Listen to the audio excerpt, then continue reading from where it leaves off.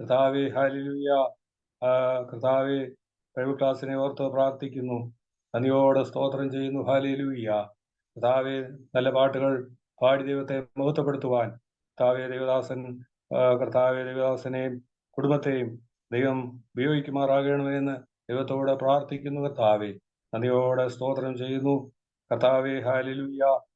വർഷിപ്പെല്ലാം ഏറ്റവും അനുഗ്രഹമായി തീരുവാൻ്റെ കോണം ദൈവം സഹായിക്കണമേ. കടന്നു വരുന്ന എല്ലാവരെയും അനുഗ്രഹിക്കണമേ. കൃപയുടെ മറവിൽ ഇരുത്തണമേ. കർത്താവിൻ്റെ വചനം ഐശ്വര്യമായി പഠിക്കുവാൻ, ഐശ്വര്യമായി കർത്താവെ അത് ഹല്ലേലൂയ പ്രയോജനപ്പെടുവാൻ കർത്താവ് ഇടയാക്കണമെന്ന് ദൈവത്തോട് പ്രാർത്ഥിക്കുന്നു. ദൈവത്തിന് സ്തോത്രം. ഇന്ന് ദൈവത്തിൻ്റെ വചനം പഠിപ്പിക്കുന്ന കർത്താവെ നിന്റെ ദാസനെ ഞങ്ങൾ ഓർത്തുകൊണ്ട് പ്രാർത്ഥിക്കുന്നു. പാസ്റ്റർ ഹാർലൻ കൊട്ടാരക്കരെ ദൈവത്തിൻ്റെ കരങ്ങളിൽ ഏൽപ്പിക്കുന്നു. കർത്താവിനെയും കരങ്ങളെടുത്ത് ഉപയോഗിക്കുമാറാകണമെന്ന് ദൈവത്തോട് പ്രാർത്ഥിക്കുന്നു. കർത്താവെ കടന്നു വരേണ്ടവരെല്ലാം ക്ലാസ്സിന് കടന്നു വരാനായിട്ട് ദൈവം സഹായിക്കണമേ എന്ന് പ്രാർത്ഥിക്കുന്നു. കർത്താവെ ഹല്ലേലൂയ. നിന്റെ വചനം ഞങ്ങളുടെ കാലിലെ ദീപവും ഞങ്ങളുടെ പാതയ്ക്ക് പ്രകാശമായിരിക്കാൻ നന്ദിയോടെ സ്തോത്രം ചെയ്യുന്നു. കർത്താവെ ഹല്ലേലൂയ. സത്യവചനത്തെ യഥാർത്ഥമായി പ്രസംഗിച്ചുകൊണ്ട് ഹല്ലേലൂയ ലജ്ജിപ്പാൻ സംഗതിയില്ലാത്ത വേലക്കാരനായി കർത്താവിനായി നിൽക്കുവാൻ ഞങ്ങളെയൊക്കെ ദൈവം സഹായിക്കുമാറാകണമെന്ന് പ്രാർത്ഥിക്കുന്നു. കർത്താവെ തുടർന്ന് ദൈവത്തിന്റെ സാന്നിധ്യം കൂടെ ഇരിക്കും. അവിടെ ഞങ്ങളുടെ പ്രാർത്ഥനയുടെ കൃപയ്ക്കായി സ്തോത്രം. മഹത്വമെല്ലാം അങ്ങയ്ക്ക് കർത്താവായ യേശു ക്രിസ്തു നാമത്തിൽ ചോദിക്കുന്നു. കൃപയോട് കേൾക്കണമേ. ആമേൻ. ഇന്നത്തെ വർഷിപ്പ് ലീഡ് ചെയ്യുന്നത് പാസ്റ്റർ ഷാജി ജോസഫും ഫാമിലിയുമാണല്ലോ. ദൈവത്തിന് സ്തോത്രം. പ്രിയപ്പെട്ടവരെ ദൈവകരങ്ങളിൽ നമുക്ക് ഏൽപ്പിക്കാം. അവര് ആരാധനയ്ക്കായിട്ടുള്ള പാട്ടുകൾ പാടി ദൈവത്തെ സ്തുതിപ്പാൻ കൊണ്ട് നമുക്ക് ഇടയാകട്ടെ. ഓക്കെ. സ്തോത്രം. അതുപോലെ പ്ലാറ്റ്ഫോമിൽ കടന്നു വന്നിരിക്കുന്ന എല്ലാവർക്കും കർത്താവ് യേശു ക്രിസ്തു നാമത്തിൽ ഞങ്ങളുടെ സ്നേഹവന്ദനത്തെ അറിയിക്കുന്നു. ഹല്ലേലൂയ. കഴിഞ്ഞ ഒരാഴ്ചയ്ക്ക് ശേഷം നമുക്ക് ഈ ദിവസവും ഈ പ്ലാറ്റ്ഫോമിൽ കടന്നു വന്ന ഹല്ലേലൂയ ഒരു പ്രാവശ്യം കൂടെ വചന പഠന ക്ലാസ്സിനായി നമുക്ക് കടന്നു വരാൻ കർത്താവ് നമ്മളെ സഹായിച്ചു. അല്പസമയം കർത്താവിനെ നമുക്ക് പാടി മഹത്വപ്പെടുത്താം. ഹല്ലേലൂയ. ദൈവകൃപയിൽ ഞാൻ ആശ്രയിച്ച് അവൻ വഴികളെ ഞാൻ അനുഗമിക്കും, അവനുടെ ചുവടുകൾ എന്ന ചില ഗാനങ്ങൾ പാടി കർത്താവിനെ നമുക്ക് സ്തുതിക്കാം. നിങ്ങളായിട്ട് നിലപ്പെടുത്തിയിരിക്കുന്നുണ്ട് ചേർന്ന് നമുക്ക് ഒന്നിച്ച് ഇതുവരെ കരുതിയ കർത്താവിനെ ഹല്ലേലൂയ നമുക്ക് കരങ്ങളടിച്ച് ശക്തിയോടെ നമുക്ക് കർത്താവിനെ നോക്കാം.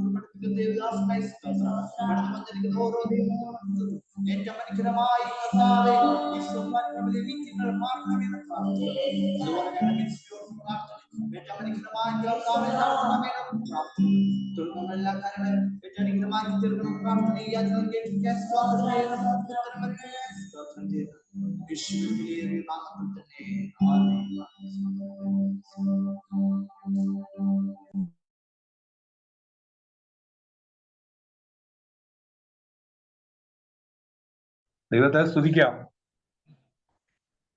Price the Lord. ഹല്ലേലൂയ. കർത്താവിന് മഹത്വം. നല്ല പാട്ടുകൾ പാടി ദൈവത്തെ മഹത്വപ്പെടുത്തുവാൻ കർത്താവ് ഇടയാക്കിയത് ഓർത്ത് ദൈവത്തെ നമുക്ക് സ്തുതിക്കാം. ഹല്ലേലൂയ. എല്ലാ പാട്ടുകൾ പാടുവാനൊക്കെ കൊണ്ട് ദൈവദാസനെയും കുടുംബത്തെയും ദൈവം ഉപയോഗിച്ചത് ഓർത്ത് നമുക്ക് ദൈവത്തെ സ്തുതിക്കാം. ഹല്ലേലൂയ. പ്രാർത്ഥനയോടെ ആയിരിക്കാം. സ്തോത്രം, സ്തോത്രം, സ്തോത്രം, സ്തോത്രം, സ്തോത്രം. തുടർന്ന് നടക്കുന്ന നമ്മുടെ ബൈബിൾ ക്ലാസ് അനുഗ്രഹമായി തീരുവാനായിട്ട് നമുക്ക് പ്രാർത്ഥിക്കാം. അതുപോലെ തന്നെ സ്തോത്രം കടന്നു വരേണ്ടവരെ കർത്താവ് തക്ക സമയത്ത് കൂട്ടിവരുത്തേണ്ടതിനായിട്ട് നമുക്ക് ദൈവത്തോട് പ്രാർത്ഥിക്കാം. ദൈവത്തിന് സ്തോത്രം. കർത്താവിന്റെ ദാസനെ ദൈവം കരങ്ങളിൽ ഉപയോഗിക്കുവാനായിട്ട് നമുക്ക് പ്രാർത്ഥിക്കാം. സന്നിഹിതരായിരിക്കുന്ന പ്രിയപ്പെട്ടവരെ എല്ലാം ഓർത്തുകൊണ്ട് പ്രാർത്ഥിക്കാം. ട്രിനിറ്റി ഇന്റർനാഷണൽ ഫെയറിന്റെ എല്ലാ പ്രവർത്തനങ്ങളെയും ദൈവം അനുഗ്രഹിക്കുവാനായിട്ട് നമുക്ക് പ്രാർത്ഥിക്കാം. ദൈവദാസന്മാരെ എല്ലാം ഓർത്ത് പ്രാർത്ഥിക്കാം.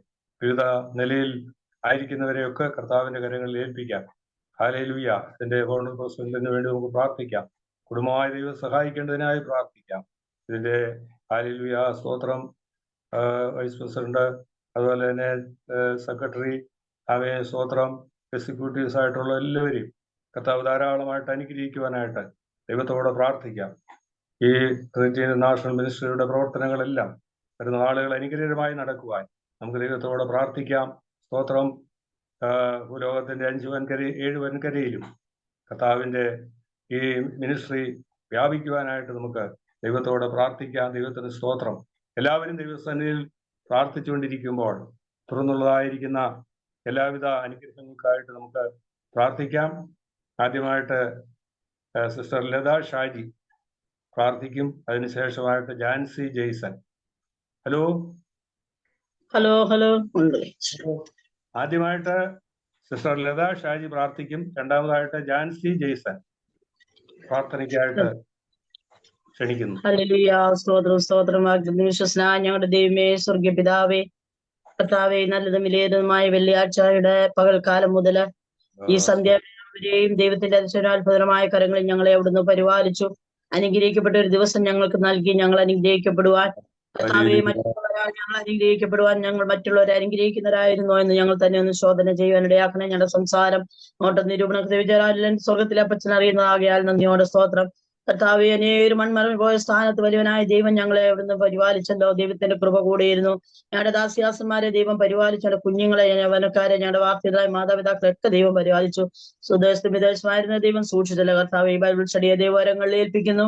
കർത്താവെ, വചനം പഠിച്ച് നിശ്ചയം പ്രാപിച്ച് ദൈവനാമോഹത്വത്തിനായി തീരുവാന് എന്റെ സ്വർഗത്തിലെ അപ്പച്ചാങ്ങ് സഹായിക്കണമേ. വചനങ്ങളെ കർത്താവെ ഘോഷിപ്പാൻ തക്കണം നിന്റെ ദാസനെ അഭിഷേകം ചെയ്യുമാറാകണം പ്രാർത്ഥിക്കുന്നു. കർത്താവെ, ദൈവകൃപ ഞങ്ങളോട് കൂടെ ഇരിക്കണമേ. സൂമിൽ എല്ലാവരും കടന്നു വരുവാനും അനുഗ്രഹം പ്രാപിപ്പാനും വചനം പഠിപ്പാനും എന്റെ സ്വർഗത്തിലെ ദൈവം എല്ലാവരും ഉത്സുകരായി തീരുവാൻ ദൈവം ഈ നാളുകളിൽ സഹായിക്കുമാറാകണം പ്രാർത്ഥിക്കുന്നു. പഠിപ്പിക്കുന്ന ദാസനെ ദൈവം അനുഗ്രഹിക്കുമാറാകണമേ. പുതിയ കുറവുകളാൽ നിറയ്ക്കണമെന്ന് പ്രാർത്ഥിക്കുന്നു.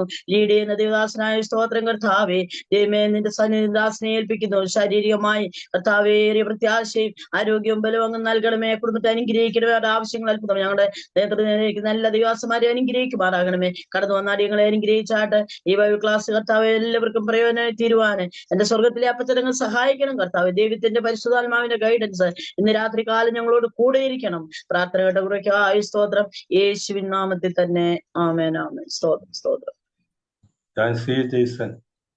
ആമേൻ. സ്തോത്രം കർത്താവേ, സ്തുതിക്കുന്നു. ഹല്ലേലൂയ. ദൈവത്തിന് മഹത്വം. ദൈവമേ സ്തുതിക്കുന്നു. പരിശുദ്ധമായ സ്വർഗ്ഗീയ പിതാവേ, അവിടുത്തെ പാതോടെ സന്നിധിയിലേക്ക് അടിയങ്ങൾ കർത്താവ് വെള്ളിയാഴ്ച ബൈബിൾ ക്ലാസ്സുമായി കടന്നു ദൈവം സഹായിച്ച് അവിടുത്തെ സ്നേഹത്തെ ഓർത്ത് സ്തുതിക്കുന്നു. പ്രത്യേകിച്ച് കർത്താവേ, ഇന്നത്തെ മീറ്റിംഗ് ലീഡ് ചെയ്യുന്ന പ്രിയ ഓർത്ത് പ്രാർത്ഥിക്കുന്ന മോനെ കൂടുതലായി ബലപ്പെടുത്തുകയും സഹായിക്കുകയും എല്ലാ ദൈവികമായ നന്മകളാൽ നിറയ്ക്കുകയും ചെയ്യുമാറാകണമേ എന്ന് പ്രാർത്ഥിക്കുന്നു. പ്രത്യേകിച്ച് കർത്താവേ, ട്രിനിറ്റി ഇന്റർനാഷണൽ മിനിസ്ട്രി ഓർത്ത് പ്രാർത്ഥിക്കുന്നതിന്റെ പ്രവർത്തനങ്ങളെ കർത്താവുള്ള വിശാലതയിലേക്ക് നയിക്കുകയും ദൈവനാമത്തിനെ തിരുവനന്തപുരത്ത് സഹായിക്കണം. എല്ലാ പ്രോഗ്രാമുകളും വളരെ അനുഗ്രഹിക്കപ്പെട്ട രീതിയിൽ മുന്നോട്ട് പോകാൻ ദൈവം സഹായിക്കണമേ. അതിനായി കർത്താവെ, അനേകരെ ജോയിൻ ചെയ്യുവാനും കർത്താവ് അനുഗ്രഹം പ്രാപിപ്പാനും ദൈവം സഹായിക്കുമാറാകണമേ എന്ന് പ്രാർത്ഥിക്കുന്നു. അതിലെ ഫൗണ്ടർ ചെയർമാനായിരിക്കുന്ന തോമസ് സാറിന് കർത്താവിടുത്തെ കരങ്ങളിലേക്ക് ഏൽപ്പിക്കുന്ന ഒരു കുടുംബമായി മനസ്സിൽ അനുഗ്രഹിക്കണം. എല്ലാ ദൈവികമായ നന്മകളാലും അനുഗ്രഹങ്ങളാലും നിറയ്ക്കുമാറാകണമേ എന്ന് പ്രാർത്ഥിക്കുന്ന ദിവസങ്ങളെ ശക്തമായി ശുശ്രൂഷിക്കുന്ന നേതൃത്വം കൊടുക്കാൻ ആവശ്യമായ എല്ലാ ദൈവികമായ നന്മകളാലും അനുഗ്രഹങ്ങളാലും നിറയ്ക്കുമാറും പ്രാർത്ഥിക്കുന്നതിന്റെ കർത്താവെ, ഹല്ലേലൂയ. വൈസ് പ്രസിഡന്റ് ആയിരിക്കുന്ന ബിനസാറിനോട് പ്രാർത്ഥിക്കുന്ന കുടുംബമായി അനുഗ്രഹിക്കണമേ എന്ന് പ്രാർത്ഥിക്കുന്ന സെക്രട്ടറി ആയിരിക്കുന്ന സണ്ണി പാസ്റ്ററോട് പ്രാർത്ഥിക്കുന്ന കുടുംബമായി അവിടുത്തെ അനുഗ്രഹിക്കുക സഹായിക്കുകയും ചെയ്യുമാറും ജോയിന്റ് സെക്രട്ടറി ആയിരിക്കുന്ന കർത്താവ് ജോസഫ് ചാക്കോ പാസ്റ്ററോട് പ്രാർത്ഥിക്കുന്നു.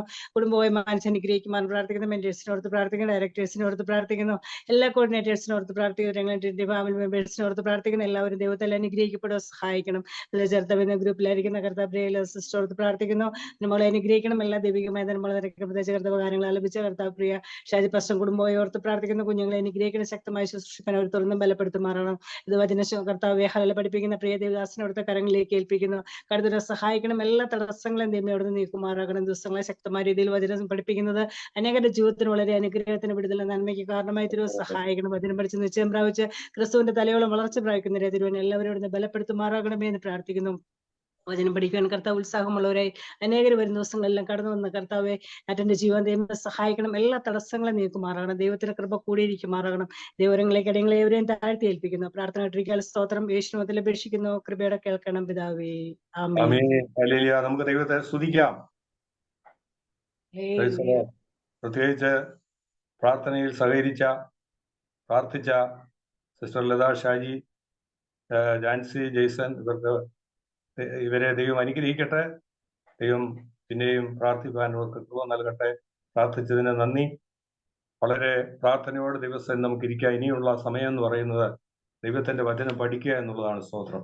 അതാണ് നമ്മുടെ ജീവിതത്തിൽ ഏറ്റവും ആവശ്യമായിരിക്കും. ദൈവവചന പഠനമില്ലെങ്കിൽ നമുക്ക് മുന്നോട്ട് പോകാനായിട്ട് സാധിക്കത്തില്ല.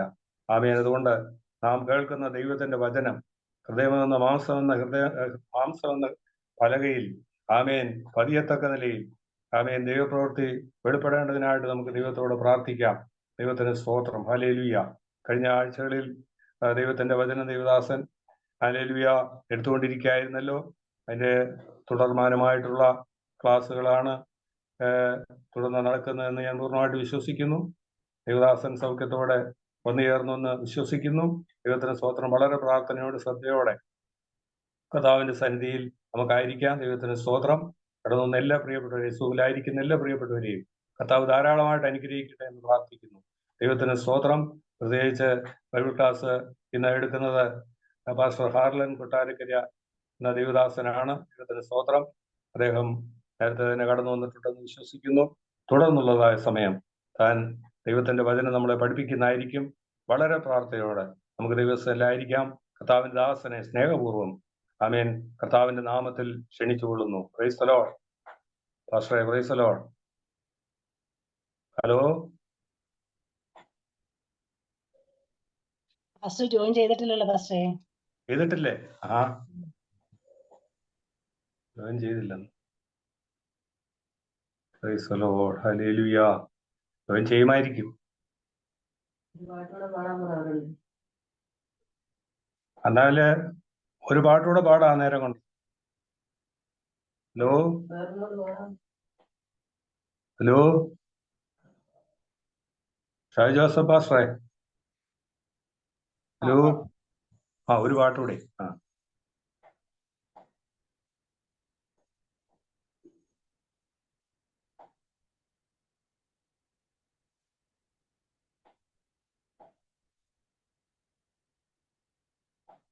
Praise the Lord. Hallelujah. Hallelujah. ദൈവത്തിന് മഹത്വം.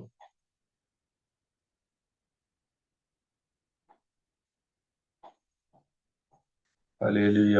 സ്തോത്രം, സ്തോത്രം, സ്തോത്രം, സ്തോത്രം.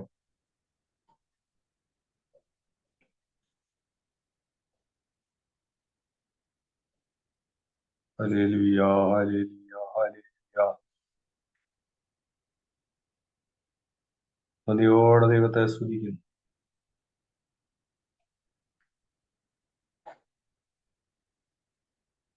ആമേൻ. സ്തോത്രം. കേൾക്കുന്നില്ല? പാടുന്നുണ്ടോ? കേൾക്കുന്നില്ല. ഇല്ല, സൗണ്ട് കൂട്ടി.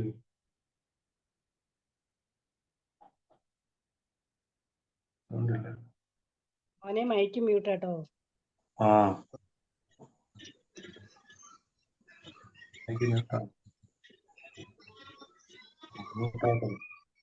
ദേവദാസി ഓൺലൈനിൽ വന്നായിരുന്നു. ഒന്നുകൂടെ ഒന്ന് പറഞ്ഞേ. ഓൺലൈനിൽ വന്നായിരുന്നോ? ദേവദാസ് ഇപ്പൊ അങ്ങോട്ട് മൂവ് ചെയ്യുന്ന കണ്ടായിരുന്നു.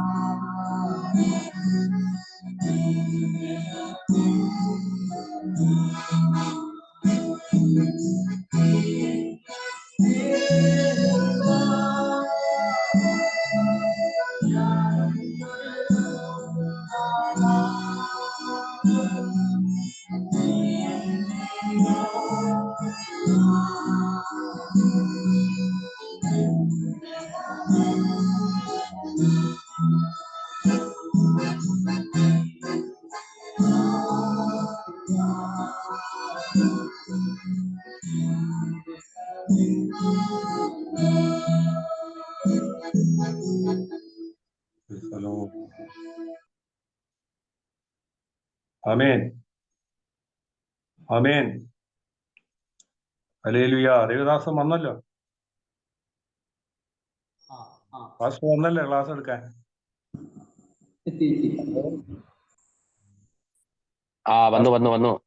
വന്നല്ലേ?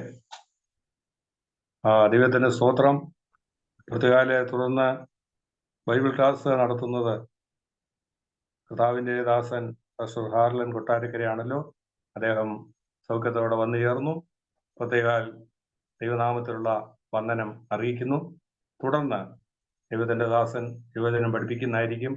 ഹൃദയപൂർവ്വം ക്ഷണിക്കുന്നു. കർത്താവ് അനുഗ്രഹിക്കട്ടെ.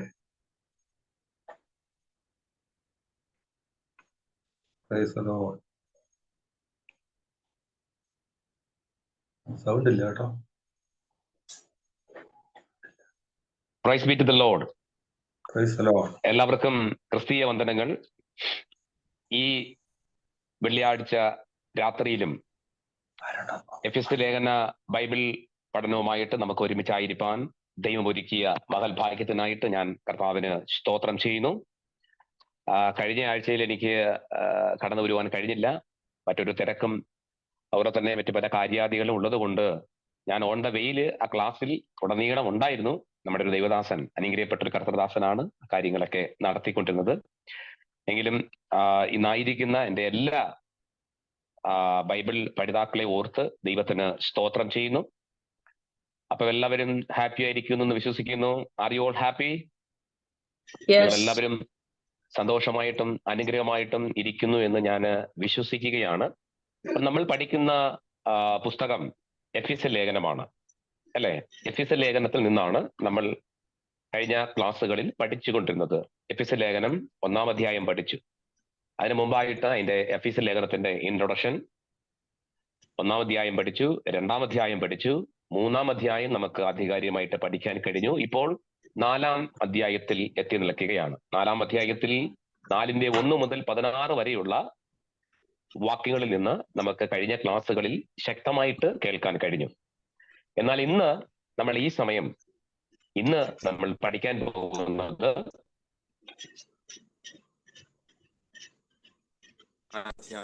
അതിന്റെ 17 മുതൽ ഏകദേശം 25 വരെയുള്ള വാക്യങ്ങളാണ്. 25 വരെയുള്ള വാക്യങ്ങൾ, 4-ന്റെ 25 വരെയുള്ള വാക്യങ്ങൾ നോക്കണേ. എഫെസ്യ ലേഖനം 4-ാം അധ്യായം അതിന്റെ 17 മുതൽ എത്രയാണ്? 25 വരെയുള്ള വേദഭാഗങ്ങളെ സംബന്ധിച്ച് നമ്മൾ പഠിക്കാൻ വേണ്ടി പോകുന്നു. ശ്രദ്ധിക്കണേ. അപ്പൊ അതിന്റെ ഹെഡിങ് ആയിട്ട് നമുക്ക് എഴുതാം, എന്താണ്? വിശുദ്ധിയിൽ നടക്കുക. എഴുതിയോ ഇല്ലയോ എന്ന് എനിക്ക് അറിയില്ല. നമ്മുടെ കഴിഞ്ഞ ക്ലാസ്സിൽ വിശുദ്ധിയിൽ നടക്കുക, walk in holiness, walk in holiness, അതായത് വിശുദ്ധിയിൽ നടക്കുക. ബ്രാക്കറ്റിൽ എഫെസ്യ ലേഖനം 4-ാം അധ്യായം 17 മുതൽ 25 വരെ വിശുദ്ധിയിൽ നടക്കുക. ഓക്കെ, സൈഡ് ഹെഡിങ് ആയിട്ട് നിങ്ങൾ എഴുതിയെന്ന് വിശ്വസിക്കുകയാണ്. അപ്പൊ ഇന്ന് നമ്മൾ പഠിക്കുന്നത് എഫെസ്യ ലേഖനം 4-ാം അധ്യായം അതിന്റെ 17 മുതൽ 25 വരെയുള്ള വാക്യങ്ങളെ സംബന്ധിച്ചാണ്. വാക്ക് ഇൻ ഹോളിനെസ്, വിശുദ്ധിയിൽ നടക്കുക. ഓക്കെ, അപ്പം വിശുദ്ധിയിൽ നടക്കുക എന്നുള്ളതിന് പറഞ്ഞിരിക്കുന്ന കുറെ പദങ്ങളും കുറെ ആനുകാലിക സംഭവങ്ങളും എല്ലാം കൂടെ ഉതിർത്താണ് ഇവിടെ പൗലോസ് ലീഗ ഇവിടുത്തെ ഈ ലേഖനത്തിൽ ശക്തമായിട്ട് പറഞ്ഞിരിക്കുന്നത്. അപ്പം ഒന്നാമതായിട്ട് പൗലോസ് പറഞ്ഞിരിക്കുന്നത് ദ പാഗൻ ലൈഫ്, അതായത് പാഗൻ എന്ന് പറഞ്ഞു കഴിഞ്ഞാൽ എന്താണ്, അന്യ ലെവലിൽപ്പെട്ടവര്, അവിശ്വാസികള്, വിഗ്രഹാരാധികള് എന്നൊക്കെ അതിന് അർത്ഥങ്ങളുണ്ട്. അപ്പം പാഗൻ ലൈഫ് എന്ന് പറഞ്ഞു കഴിഞ്ഞാൽ ദൈവത്തെ വിട്ടുള്ള എന്ന് പറഞ്ഞാൽ അവിശ്വാസികളായിരുന്ന ഒരു ജീവിതം, അർത്ഥാൽ വിഗ്രഹാരാധികളായി തീർന്നിരിക്കുന്ന ഒരു ജീവിതം.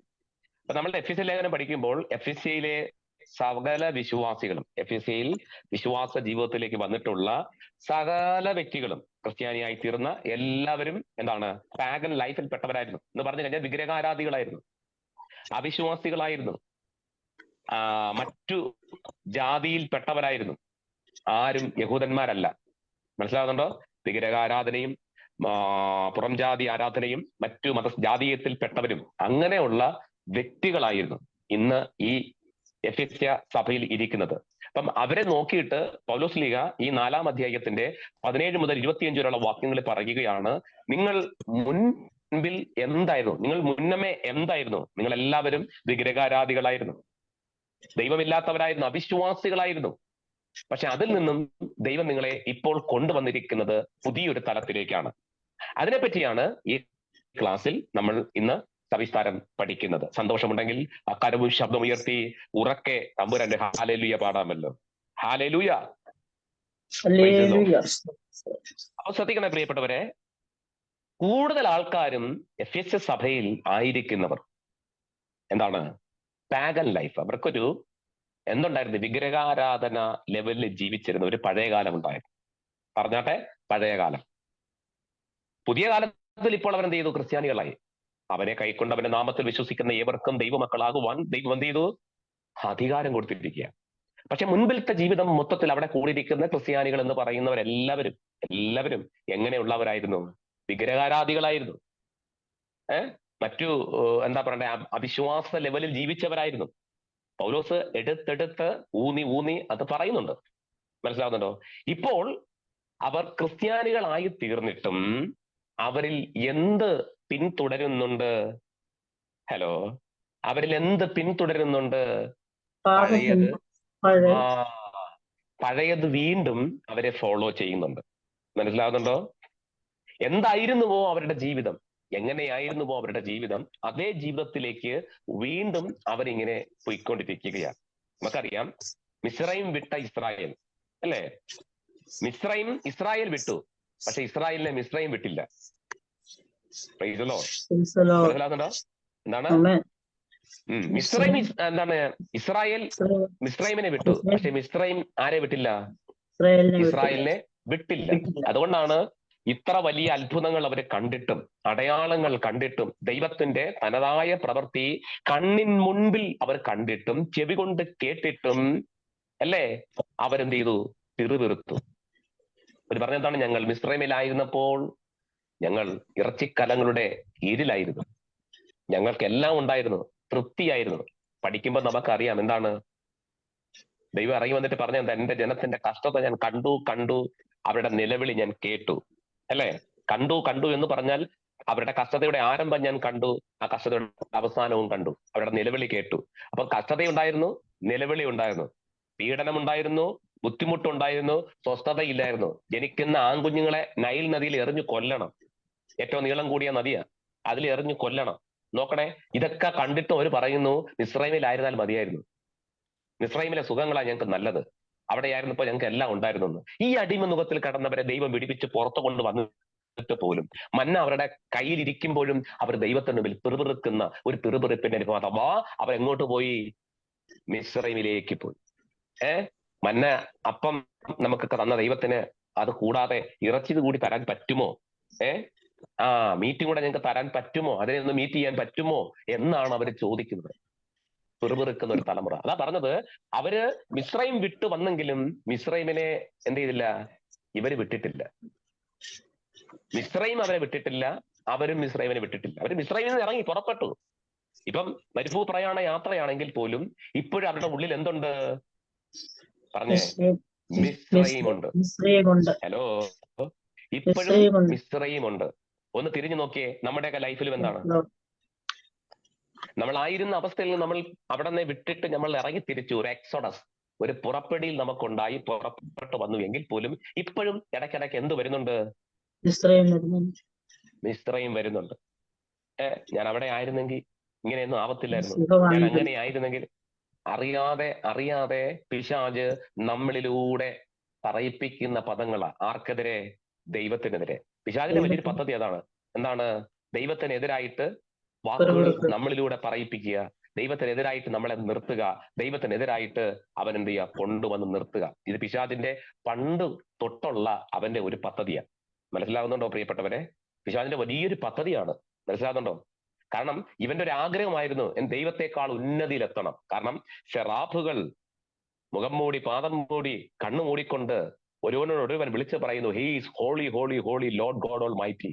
അവൻ പരിശുദ്ധൻ പരിശുദ്ധൻ എന്ന് ഇടതടവില്ലാതെ അവരിങ്ങനെ ആരാധിക്കുന്ന ആർക്കും സ്വർഗത്തിന്റെ മഹിമയും അവിടത്തെ സൗരഭ്യവും അവിടത്തേതായിട്ടുള്ള വലിയ വലിയ കാര്യങ്ങളൊക്കെ കണ്ടു കഴിഞ്ഞപ്പം ഈ ദൂതന് തോന്നി, എന്താണ്? ഞാൻ അത്യുന്നതന് സമനാകും, അല്ലേ? കാരണം ദൈവത്തെക്കാൾ ഉന്നതിയായി കഴിഞ്ഞാൽ ഇതെല്ലാം എനിക്ക് കിട്ടും എന്നൊരു ചിന്ത ഉള്ളിൽ വന്നപ്പോഴേ തമ്പുരാൻ വെട്ടി താഴേക്കിട്ടു. അന്ന് താഴെ പതിച്ചവൻ ഈ മനുഷ്യകുലത്തെ മൊത്തത്തിൽ ഈ ദൈവത്തെ തെറ്റിച്ചിട്ട് ഇന്ന് അവന് മഹത്വവും ആരാധനയും വേണം. ഇവന്റെ വലിയൊരു ആഗ്രഹമായിരുന്നു, പിശാചിന്റെ വലിയൊരു ആഗ്രഹമായിരുന്നു, എല്ലാ മഹത്വവും മാനവും ആർക്ക് കിട്ടണം? പിശാചിന് കിട്ടണം. സീനായിയുടെ മുകളിൽ ദൈവവുമായിട്ട് നേരിട്ട് കണക്ഷനായിട്ട് മോശ ദൈവത്തെ സ്തുതിച്ചും ദൈവത്തിൽ നിന്ന് ആലോചനയും വാങ്ങിച്ചുകൊണ്ടിരിക്കുമ്പം താഴെ പിശാച് എന്ത് ചെയ്തു? അവന്റെ ആരാധന തുടങ്ങി. മനസ്സിലാകുന്നുണ്ടോ? സീനായിൽ ദൈവത്തിന്റെ ആരാധന തുടങ്ങിയപ്പോൾ താഴെ പാളയത്ത് പിശാചിന്റെ ആരാധന തുടങ്ങി. മനസ്സിലാവുന്നുണ്ടോ പ്രിയപ്പെട്ടവരെ? പിശാച് അവിടെ വലിയ ആരാധന തുടങ്ങി. പിശാചിന്റെ പദ്ധതി. കാരണം എപ്പോഴും പിശാചിന്റെ ആഗ്രഹം അവന് എന്താണ്? അവന് വേണം every glory and owner. Bible പറയുന്നു, സ്തുതിയും ആരാധനയും മഹത്വവും ദൈവം ആർക്കും വിട്ടുകൊടുക്കത്തില്ല. Price the Lord. സ്തുതിയും മഹത്വവും ദൈവം ആർക്കും വിട്ടുകൊടുക്കത്തില്ല പ്രിയപ്പെട്ടവരെ. അത് ദൈവം തന്നെയാണ്, ദൈവത്തിന് തന്നെയാണ് അതെല്ലാം കടന്നു ചെല്ലുന്നത്. ഇനി ഞാൻ നിങ്ങളോട് കാര്യം പറയാം. ഞാൻ സാധാരണ പ്രൈസ് ആൻഡ് വർഷിപ്പ് ഒക്കെ ചെയ്യുമ്പോൾ പറയുന്ന ഒരു വാചകമുണ്ട്. ഈ എന്താ പറയണ്ടേ, ദൈവത്തിന് തരാൻ പറ്റാത്തതും എനിക്ക് കൊടുക്കാൻ പറ്റുന്നതുമായ ഒന്നേ ഉള്ളൂ. എന്താണ്? പറഞ്ഞേ. ദൈവത്തിന് തരാൻ പറ്റാത്തതും എനിക്ക് കൊടുക്കാൻ പറ്റുന്നതുമായിട്ടുള്ള ഒന്നേ ഉള്ളൂ. ആരാധന. ദൈവത്തിന് ആരാധന. ദൈവത്തിന് തരാൻ പറ്റില്ല, പക്ഷെ എനിക്ക് കൊടുക്കാൻ പറ്റും. എനിക്ക് കൊടുക്കാൻ പറ്റുന്ന ഒന്നേ ഉള്ളൂ, അത് ആരാധനയാണ് പ്രിയപ്പെട്ടവരെ. Price the Lord. അതാണ്. അപ്പം ഈ ആരാധന സ്വീകരിക്കാൻ പിശാച് ഓടിക്കൊണ്ടിരിക്കുക. കർത്താവ് പറയുന്നു, എന്നെ ആരാധിപ്പാൻ എന്റെ ജനത്തെ വിട്ടയക്കുക. കാരണം മഹത്വവും മാനവും സ്തുതിയും ആരാധനയും ദൈവത്തിന് വേണം. പിശാച് വിട്ടുകൊടുക്കത്തില്ല. അവസാനം ദൈവം എന്ത് ചെയ്തു? വേഷത്തിൽ മനുഷ്യനായിട്ട് ഈ താണ ലോകത്തിലേക്ക് വന്നു. അതാണ് യേശുക്രിസ്തു. 40 രാവും 40 പോലെ ഉപവസിച്ചു. കല്ലുമായിട്ട് അടുത്ത് നിന്നു അപ്പമാകാൻ പറഞ്ഞു. കെട്ടിടത്തിന് പൊളി താഴോട്ട് ചാടാൻ പറഞ്ഞു. ഇവിടെ ഒന്നും പറയാത്ത ഒരു ഡയലോഗ് പിശാച് അവസാന നിമിഷം യേശുവിനോട് പറയുകയാണ്, നീ വീണ് എന്നെ ഒന്ന് നമസ്കരിച്ചാൽ, അർത്ഥാൽ നിന്റെ സ്തുതിയും ആരാധനയും നീ എനിക്കൊന്ന് തന്നാൽ ഈ കാണുന്നതെല്ലാം നിനക്ക് തരും. ഹലോ, ഈ കാണുന്നതെല്ലാം ഞാൻ നിനക്ക് തരും. നോക്കണേ, ദൈവത്തെ പോലും വെല്ലുവിളിച്ച് നിൽക്കുന്ന പിശാച് ഇന്നത്തെ കാലഘട്ടത്തിൽ പറയാൻ പറ്റുമോ? അറിഞ്ഞോ അറിയാതെയോ നമ്മുടെ നാവിൽ നിന്ന് സ്തുതിയും ആരാധനയും എങ്ങോട്ട് പോകും? പിശാചിലേക്ക് പോകും. നമുക്ക് ചില ബുദ്ധിമുട്ടുകളും ചില പ്രയാസങ്ങളും കഷ്ടതകളും ഒക്കെ വരുമ്പോ നമ്മൾ അറിയാതെ പറയുന്ന ഒരു പദമുണ്ട്, അവിടെ ആയിരുന്നെങ്കിലേ നമ്മുടെ ബിംബത്തിന് മുമ്പിൽ നമസ്കരിക്കാൻ പോയില്ല, തൊഴാൻ പോയില്ല, ആരാധിക്കാൻ പോയില്ല. പക്ഷെ നമ്മുടെ അകത്ത് നമ്മൾ അറിയാതെ ദൈവമായിട്ട് അന്യപ്പെട്ടു പോകുന്ന പല മേഖലകൾ നമ്മുടെ ജീവിതത്തിൽ വെളിച്ചത്ത് വരുന്നുണ്ട്. വീണ് നീ എന്നെ ഒന്ന് നമസ്കരിച്ചാൽ. നോക്കൂ പ്രിയപ്പെട്ടവരെ, ഈ കാരാഗ്രഹ ലേഖനം ഇത് ഏതാണ്? എഫേസ്യ ലേഖനം എന്ന് പറയുമ്പം എല്ലാവരും പറഞ്ഞ് ഞാൻ തിരിച്ച് ചോദ്യം ചോദിക്കുക. എഫേസ്യ ലേഖനം എന്ന് പറയുന്നത് കാരാഗ്രഹ ലേഖനമാണ്. മനസ്സിലാകുന്നുണ്ടോ? അപ്പം ഞാനൊരു ചോദ്യം ചോദിക്കും. നമ്മൾ ഇത്രയും പഠിച്ചു വന്നല്ലോ, ഞാനൊരു ചോദ്യം ചോദിച്ചോട്ടെ. പൗലോസ് എത്ര കാരാഗ്രഹ ലേഖനം എഴുതി? പൗലോസ് എത്ര കാരാഗ്രഹ ലേഖനം എഴുതി? കാരാഗ്രഹത്തിനുണ്ട് എത്ര ലേഖനം എഴുതി? കാരാഗ്രഹ ലേഖനങ്ങൾ എന്നറിയപ്പെടുന്ന ലേഖനങ്ങൾ എത്ര, ഏതെല്ലാം? എഫേസ്യ ലേഖനത്തിന്റെ ക്ലാസ്സിൽ, കാരാഗ്രഹത്തിന്റെ ലേഖനത്തിന്റെ ക്ലാസ്സിൽ ഇരിക്കുന്ന എന്റെ പ്രിയപ്പെട്ടവരോടായിട്ട് ഞാൻ ചോദിക്കുന്നു, കാരാഗ്രഹ ലേഖനങ്ങൾ ഏതെല്ലാം? ഇത് ക്ലാസ് ആണല്ലോ.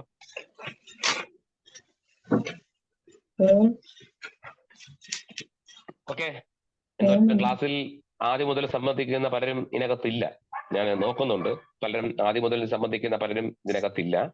എങ്കിലും ഞാൻ നിങ്ങളോട് പറയാം, കാരാഗ്രഹ ലേഖനം എന്ന് പറഞ്ഞത് 4 ഉണ്ട്. കാരാഗ്രഹ ലേഖനങ്ങൾ 4 കാരാഗ്രഹ ലേഖനങ്ങളുണ്ട്. 1 എഫീസ്യർ, 2 ഫിലിപ്പിയർ, 3 കൊലോസിയർ, 4 ഫിലോമോൻ.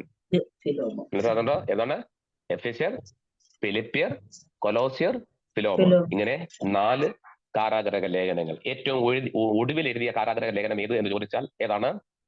ഫിലിപ്പിയ ലേഖനം. ഏറ്റവും ഒടുവിൽ എഴുതിയ കാരാഗ്രഹ ലേഖനം എന്താണ്? ഫിലിപ്പിയ ലേഖനം. ഓക്കെ, നമ്മളിവിടെ പഠിക്കുന്നത് എഫെസ്യ ലേഖനം. ഇതും ഒരു കാരാഗ്രഹ ലേഖനമാണ്. അപ്പൊ കാരാഗ്രഹത്തിൽ കടന്ന് എഴുതുക എന്ന് പറഞ്ഞാൽ സുഖമുള്ള കാര്യമാണോ? മിണ്ടുന്നില്ല. കാരാഗ്രഹത്തിൽ കടന്ന് എഴുതുക എന്ന് പറഞ്ഞാൽ പട്ടുമത്തെ കടന്ന് വേണമെങ്കിൽ പലർക്കും പട്ടുമത്ത വേണം, AC റൂം വേണം, ചിലർക്ക് ഏകാന്തത വേണം, ചിലർക്ക് ചില രാജ്യങ്ങൾ വേണം, എങ്കിലേ ചിലത് എഴുതാൻ പറ്റത്തുള്ളൂ, പാട്ട് എഴുതാൻ പറ്റത്തുള്ളൂ, പിന്നെ ലേഖനം എഴുതാൻ പറ്റത്തുള്ളൂ. ഇങ്ങനെയൊക്കെയുള്ള ഡിസ്റ്റർബ് ഇല്ലാത്ത സ്ഥലങ്ങൾ. പക്ഷേ പൗലോസിന് കിട്ടിയ സ്ഥലം എവിടെയെന്ന് അറിയാമോ? കാരാഗ്രഹം.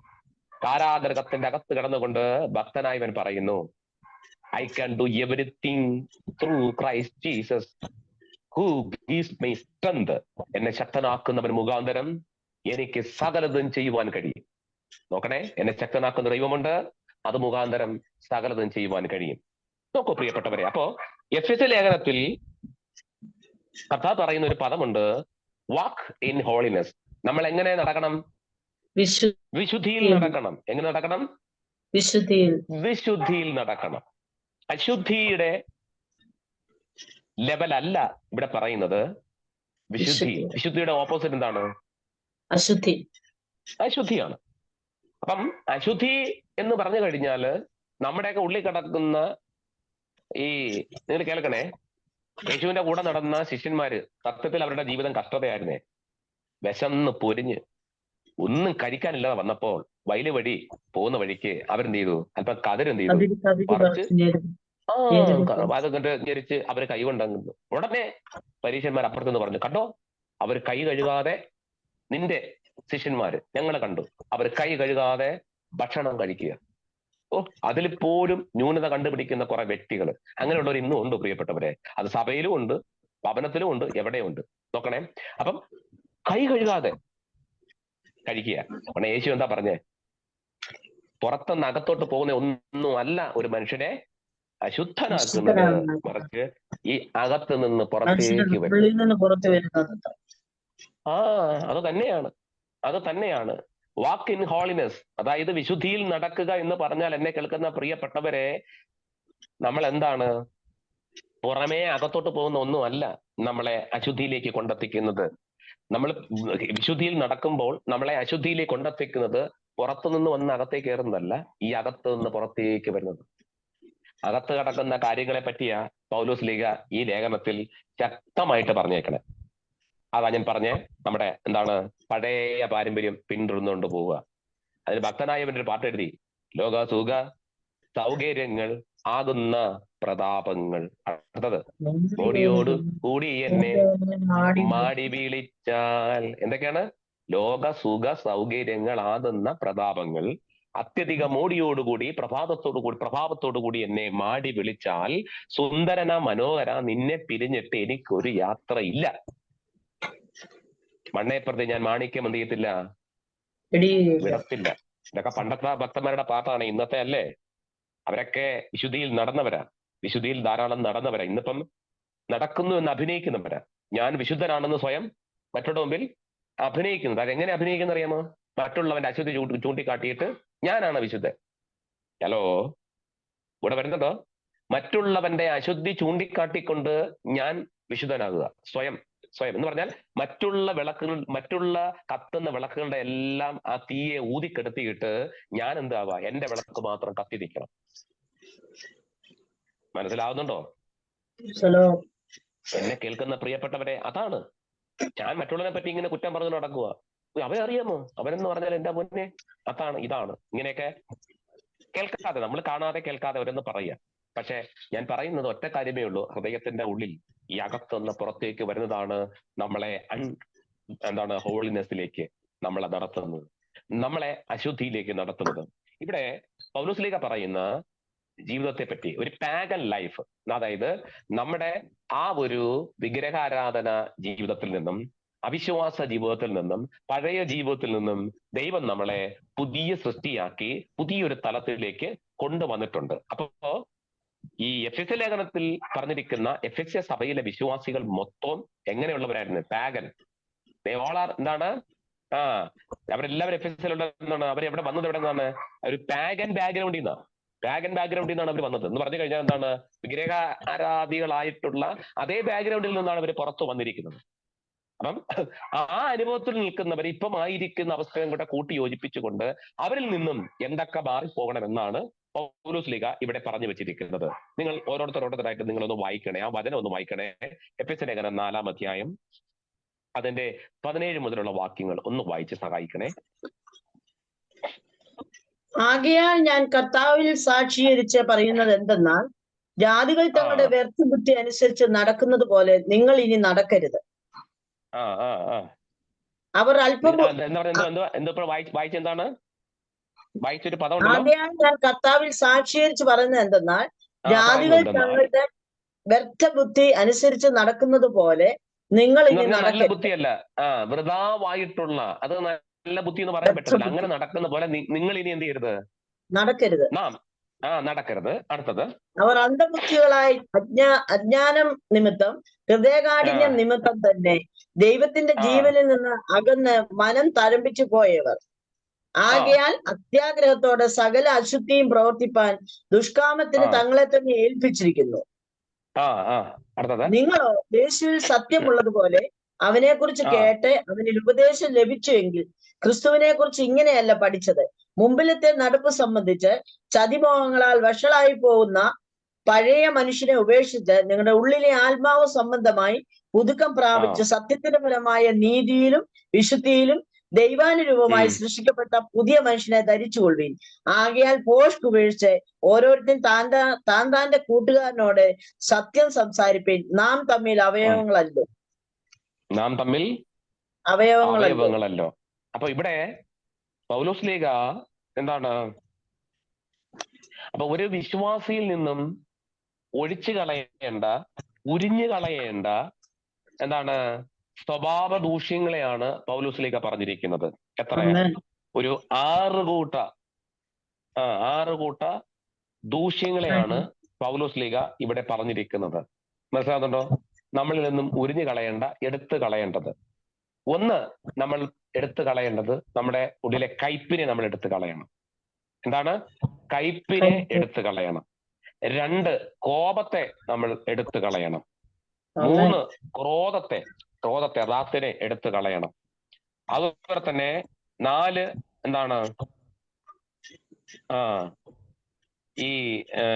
എന്താണ്? കുറ്റം പറച്ചിൽ, മറ്റുള്ളവരെ പറ്റിയുള്ള കുറ്റം പറച്ചിൽ എടുത്തു കളയണം. 3, ദൂഷണം എടുത്തു കളയണം. അതുപോലെ തന്നെ ദുർഗുണങ്ങൾ എടുത്തു കളയണം. ദുർഗുണങ്ങൾ, അതൊക്കെ എടുത്തു കളയണം. ഇതൊക്കെയാണ് ഇവിടെ ശക്തമായിട്ട് എടുത്തു പറഞ്ഞിരിക്കുന്നത്.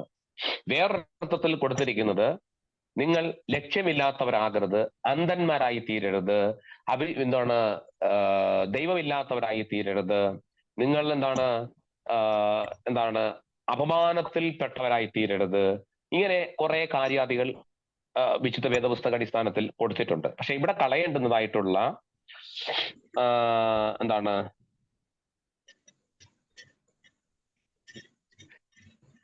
6 കൂട്ട കാര്യങ്ങൾ നമ്മൾ പഠിക്കുകയുണ്ടായി. 1, കയ്പ്, അല്ലെ? ബിറ്റർനെസ്, കയ്പ്, അല്ലെ?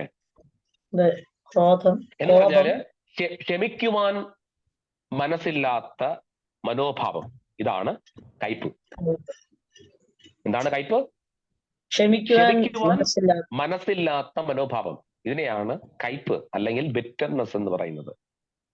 അതുപോലെ തന്നെ നിരപ്പാകുവാൻ മനസ്സില്ലാത്ത കാഠിന്യം. നിരപ്പാകുവാൻ മനസ്സില്ലാത്ത കഠിന ഹൃദയം. മനസ്സിലാവുന്നുണ്ടോ? ഓക്കെ. ഓക്കെ.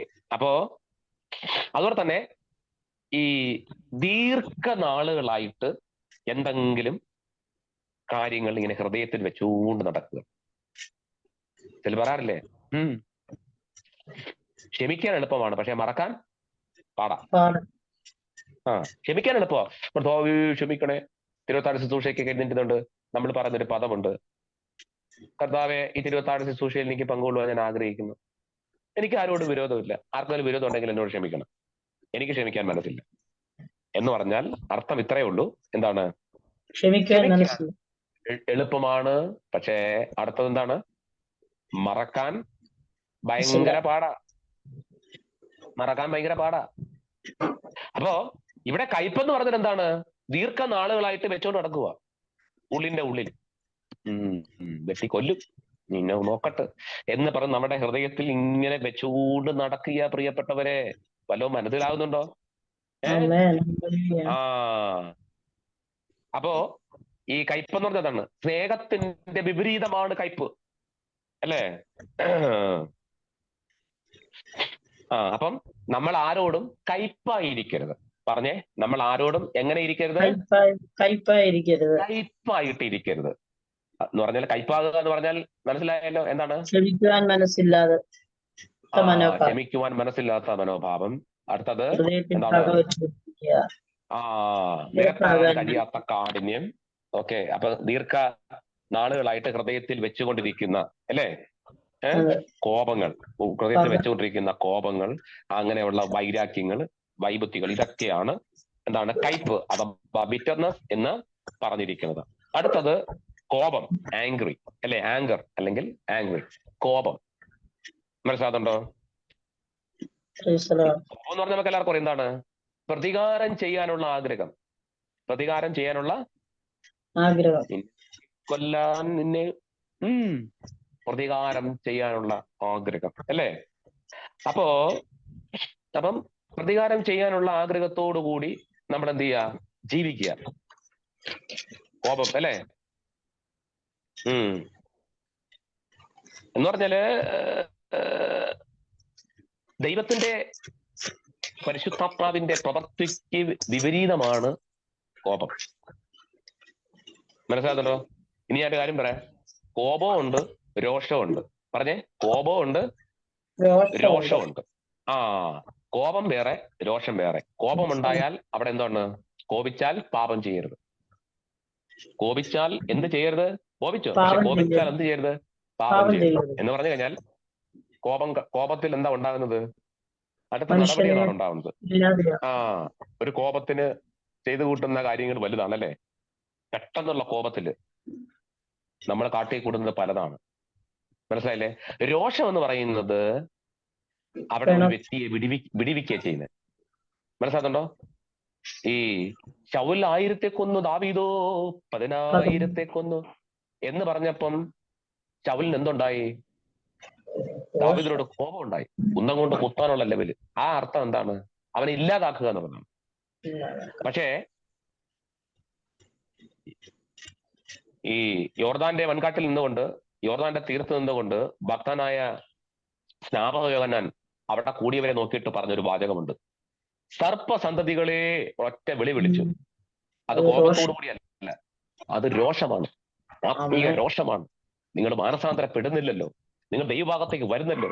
അപ്പം സർപ്പസന്തതികളെ വരുവാനുള്ള കോപത്തിൽ ഇപ്പൊ തന്നെ ഓരോ മരത്തിന്റെ മൂട്ടിലും കോടാലി വെച്ചിരിക്കുക. അതെന്താണെന്നറിയാം? രക്ഷപ്പെടാനുള്ള പഴുതിന് വേണ്ടിയുള്ള ഒരു മനുഷ്യന്റെ ഒരു ആത്മീക രോഷമാണ് അതവിടെ വെളിപ്പെട്ട് വരുന്നത്. അതുപോലെ തന്നെ ദേവാലയത്തിൽ യേശു കർത്താവ് ചാട്ടവാറെടുത്തു.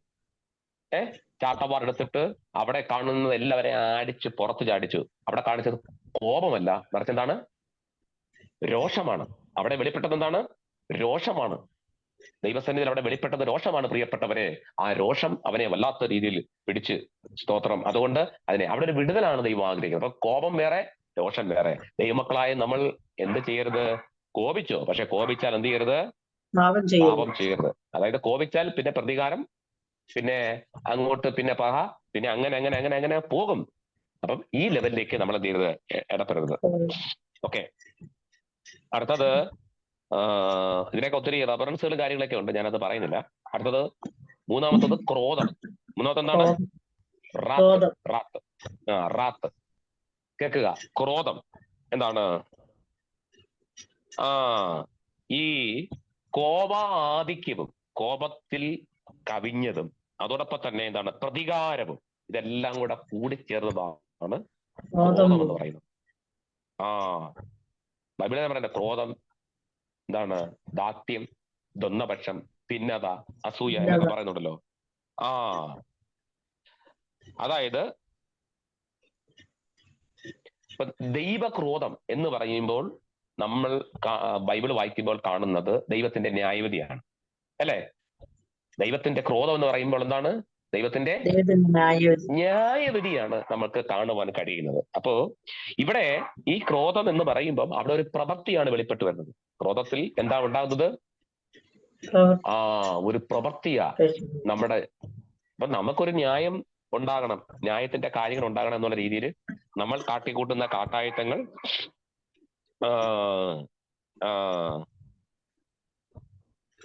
അപ്പോ ഈ കോപം, ക്രോധം, ശാഠ്യം ഇവ മൂന്നും ഒരേ ലെവലിൽ കിടക്കുമ്പോ, കോപം, ക്രോധം, ശാഠ്യം ഇതിങ്ങനെ മൂന്നും ഒരേ തലത്തിൽ കിടക്കുന്ന ഒരു ഒരു ഒരു അടുത്തത് അടുത്തത്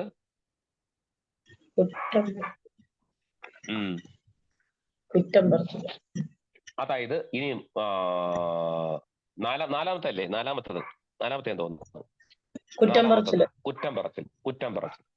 അതുകൊണ്ട് നമുക്കില്ലാത്തതുകൊണ്ട് കുഴപ്പമില്ല, അല്ലെ? ഉണ്ടോ? നമുക്കുണ്ടോ? നമുക്കൊന്നും എന്തില്ല? കുറ്റം കേൾക്കുന്നവന്റെ ഉള്ളിലും കുറ്റം പറയുന്നവന്റെ ഉള്ളിലും എന്തുണ്ട്? സാത്താനുണ്ട്. നമ്മൾ പറയുന്നത് പരിശുദ്ധർമ്മ ഉണ്ടെന്ന്, അല്ലേ? സത്യത്തിൽ എനിക്ക് ഏറ്റവും കൂടുതൽ വിഷമം ഉണ്ടാകുന്നത്, ഏറ്റവും കൂടുതൽ കുറ്റം പറയുന്നതും കുറ്റം കേൾക്കുന്നതും ഏത് വിഭാഗം നിങ്ങൾക്ക് അറിയാലോ? പരസ്യമായിട്ട് ഞാൻ പറയുന്നില്ല, എന്ന് വേണമെങ്കിൽ പറയാം. അയ്യോ, കുറ്റം കേൾക്കാനുള്ള വ്യഗ്രതയെ വേണമെങ്കിൽ വണ്ടി വിളിച്ചാണ് വീട്ടിൽ ചെല്ലും ആ കുറ്റം കേൾക്കാൻ. അങ്ങനെയാണ്. ഒന്ന് കേക്കട്ടെ വണ്ടി വിളിച്ചൊക്കെ ചെല്ലുന്നത്. വേറെ ഒന്നിനും സമയമില്ലെങ്കിലും വണ്ടി വിളിച്ച് ഇവിടെ ചെന്നിരിക്കും കുറ്റം കേൾക്കാൻ. പ്രൈസലോ. അപ്പോ ഇത് കേൾക്കണേ. അപ്പം ഈ കുറ്റം പറച്ചിൽ എന്ന് പറഞ്ഞു കഴിഞ്ഞാൽ അതൊരു ഒരു വല്ലാത്ത ഇതാണ്. എന്റെ കണ്ണിയിരിക്കുക നീളത്തിലുള്ള എന്താണ്? തേക്കിന്റെ കഷ്ണം. പക്ഷെ മറ്റുള്ളവന്റെ പൊടി ഞാൻ എന്തുവാ? ഊതുക. ഇതാണ് കുറ്റം പറച്ചില്. അതേ തന്നെ. നിങ്ങൾ കേൾക്കോ പ്രിയപ്പെട്ടവരെ? ഞണ്ട് ഒരിടത്ത് കൊണ്ടുപോയി ഞണ്ട് കുഞ്ഞുങ്ങളെ ഒരു സ്ഥലത്ത് ഏൽപ്പിച്ചു. എന്നിട്ട് പറഞ്ഞു, എന്റെ കുഞ്ഞുങ്ങളെ നേരെ നടത്തിപ്പിക്കണം. അവർ പോകുമ്പം ചരിഞ്ഞാ പോകുന്നത്, അതുകൊണ്ട് അങ്ങനെ വരരുത്, നേരെ പോകണം. അങ്ങനെ ഇദ്ദേഹം ഒരു മാസത്തെ ട്രെയിനിങ് കഴിഞ്ഞിട്ടും ഇവരെങ്ങനെയാ പോകുന്നത്? അവര് ചരിഞ്ഞേ പോകുന്നുള്ളൂ. അപ്പൊ പറഞ്ഞു, അമ്മയെ വിളിപ്പിച്ചു. അമ്മയും വിളിപ്പിച്ചു. അമ്മയെടുത്ത് പറഞ്ഞു, നിങ്ങൾ നടക്കാൻ പറഞ്ഞു. അപ്പൊ അവരെങ്ങനെ നടക്കുന്നത്? അപ്പൊ മുള്ളിന്റെ മുട്ടിൽ എന്തേ ഉണ്ടാകത്തുള്ളൂ?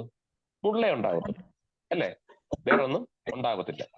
അപ്പൊ മനസ്സിലാകുന്ന ഒരു ഓർത്ത് കർത്താവിന് സ്തോത്രം ചെയ്യും. അപ്പോ നമ്മള് മറ്റുള്ളവരെ കുറ്റം പറയുമ്പോ ഞാൻ എന്താണെന്നും എന്റെ അവസ്ഥ എന്താണെന്നും ഞാൻ നോക്കിയാൽ സത്യം ഞാന് ഈ അടുത്തിടയിൽ അഭിമുഖീകരിക്കുന്ന വിഷയങ്ങളൊക്കെ വലുതാണ് പ്രിയപ്പെട്ടവരെ. ക്ലാസ് എടുക്കുമ്പോൾ, നമ്മുടെ ക്ലാസ് അല്ലോ, അതുകൊണ്ടല്ലോ, പ്രസംഗം അല്ലല്ലോ, ക്ലാസ് ആണല്ലോ, അതുകൊണ്ടാണ് പറയുന്നത്. ചുമ്മാ അങ്ങ് ആൾക്കാർ ഓരോന്ന് പറയുക, വെറുതെ നടന്നങ്ങ് ഓരോന്ന് പറയുക. സത്യം ചില എനിക്ക് കേൾക്കുമ്പോൾ ചിരി വരും.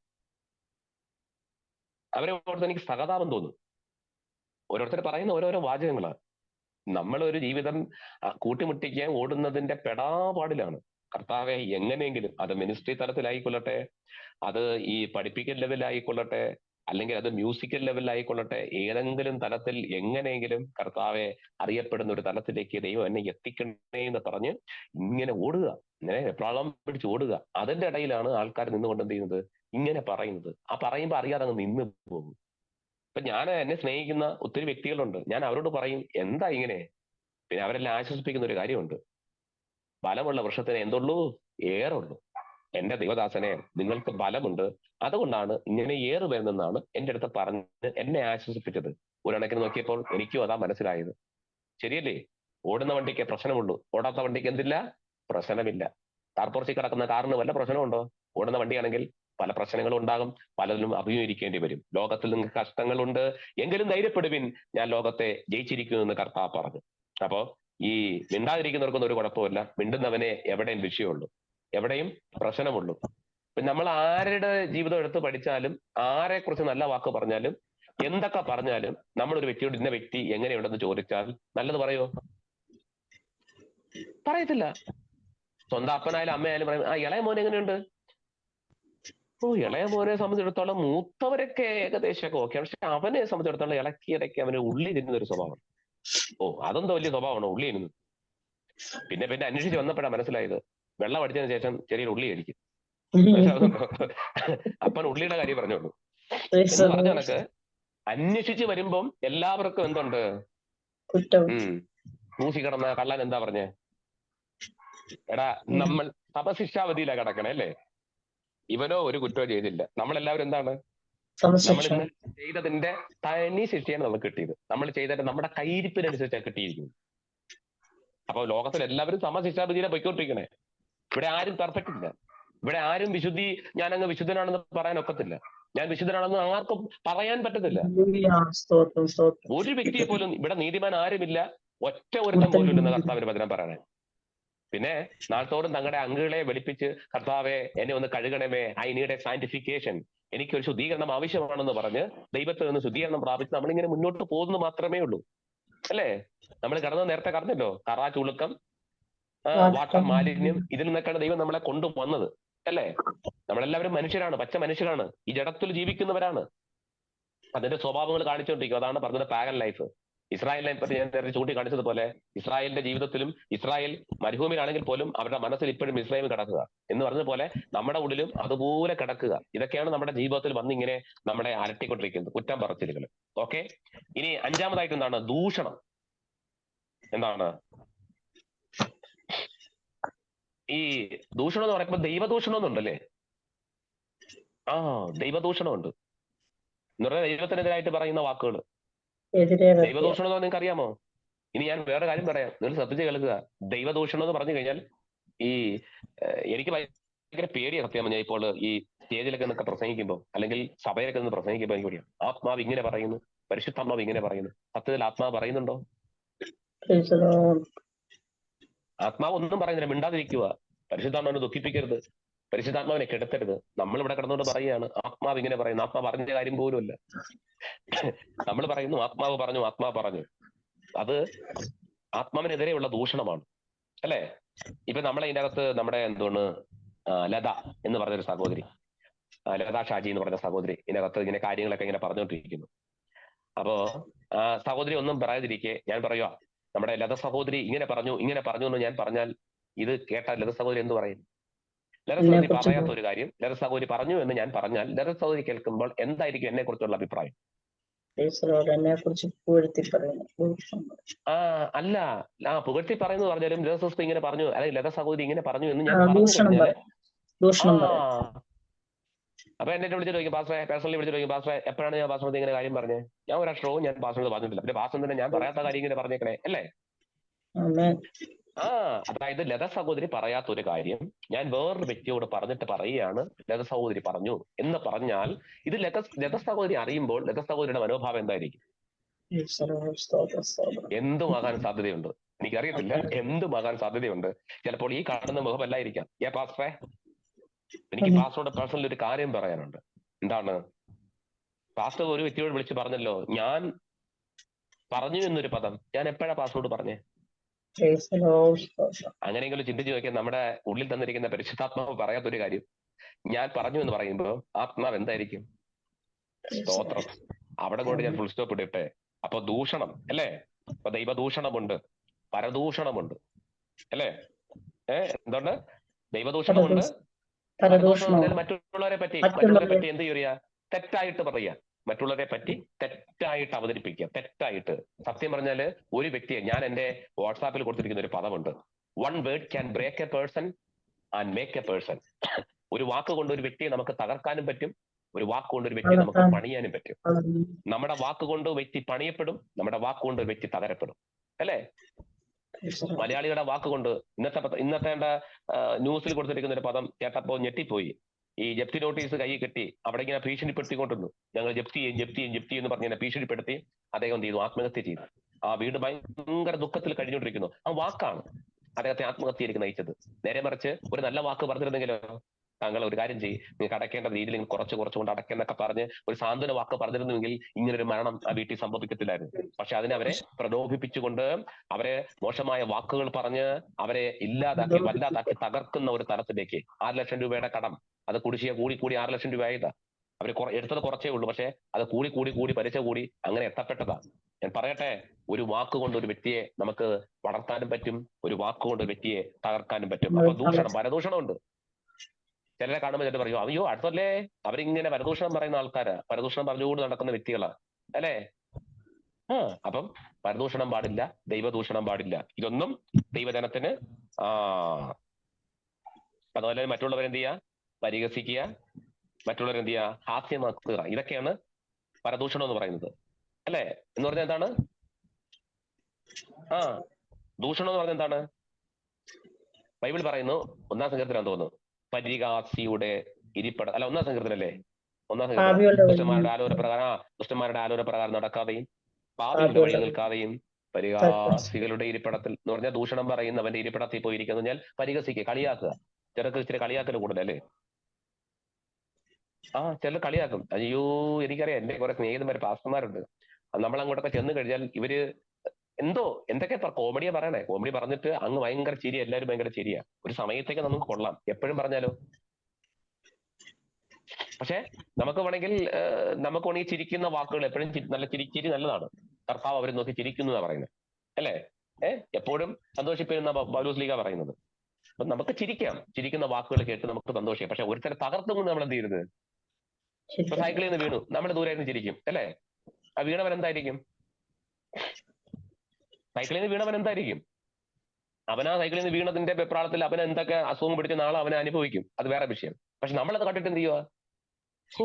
ഭയങ്കര ചിരിക്കുക. അതുപോലെ പഴത്തോലേക്ക് താഴെ ഇട്ടു, ഒരുത്തം വന്ന് അതിനെ കയറി ചവിട്ടി തെന്നി നേരെ തറയിൽ പോയി. നമ്മൾ ദൂരെ പറയുന്നത് ഭയങ്കരമായിട്ട് അട്ടകച്ചങ്ങ് ഭയങ്കര ഇതിലങ്ങ് ചിരിക്കുക, ഫ്രാങ്ക് എന്നൊക്കെ പറയും, അല്ലേ? ഇപ്പൊ ചാനലുകളുണ്ട്, അടുത്ത് വന്നിട്ട് ഇങ്ങനെ ഫ്രാങ്ക് ചെയ്യുന്ന കുറേ ചാനലുകളുണ്ട്, മറ്റുള്ളവരുടെ അനർത്ഥത്തിൽ സന്തോഷിക്കുന്ന. ഓക്കെ, പോട്ടെ. അപ്പൊ പരിഹസിക്കരുത്, കളിയാക്കരുത്, എന്താണ്? അതുകൊണ്ടാണ് ബൈബിളിൽ പൗലോസ് പറഞ്ഞ നിങ്ങളുടെ പൊട്ടച്ചോകൾ കളിവാക്കല്ലേ. അപ്പൊ അതൊക്കെ, അപ്പൊ ദൂഷണം പറയാൻ പാടില്ല. അതുപോലെ തന്നെ എന്താണ്? ഈ ദുർഭാഷണം എന്ന് പറയും, ദുർഗുണം എന്ന് പറയും. എന്ന് പറഞ്ഞു കഴിഞ്ഞാൽ എന്താണ്? നല്ലതല്ലാത്ത ഗുണങ്ങൾ. ദുർഗുണം എന്ന് പറയുമ്പം സ്വാർത്ഥത, സ്വാർത്ഥതയാണ്. ഈ മനുഷ്യ ജീവിതത്തിലെ ഏറ്റവും വലിയ ഗുണം എന്ന് പറയുന്നത് എന്താണ്? അവന്റെ സ്വാർത്ഥതയാണ്, അല്ലേ?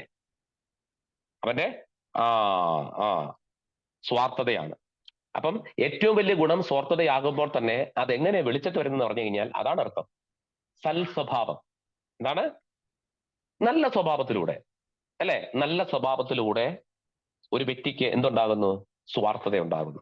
നല്ല വ്യക്തിത്വത്തിന്റെ ഉടമ എന്നൊക്കെ പറഞ്ഞു കഴിഞ്ഞാൽ അപ്പം സൽ സ്വഭാവമാണ്, അല്ലെ? ഒരു മനുഷ്യ ജീവിതത്തിന്റെ ധനം എന്ന് പറയുന്നത് സൽ സ്വഭാവമാണ്. അത് വെളിപ്പെട്ട് വരുന്നത് ഷോർട്ടായിട്ട് പറഞ്ഞതേ ഉള്ളൂ, ഒരു സ്വാർത്ഥത ജീവിതത്തിൽ നല്ലതാണ്. ഓക്കെ, അപ്പോ നല്ല മനുഷ്യര്, നല്ല ജീവിതം, നല്ല കാര്യങ്ങൾ, നല്ല ലെവലുകൾ. അപ്പോ അത് എന്താകരുത്? ഗുണമാകണം, പക്ഷെ ദുർഗുണമാകരുത്. ദുർഗുണം എന്ന് പറയുമ്പോ അതിന്റെ വാക്കിന്റെ അർത്ഥം എന്താണ്?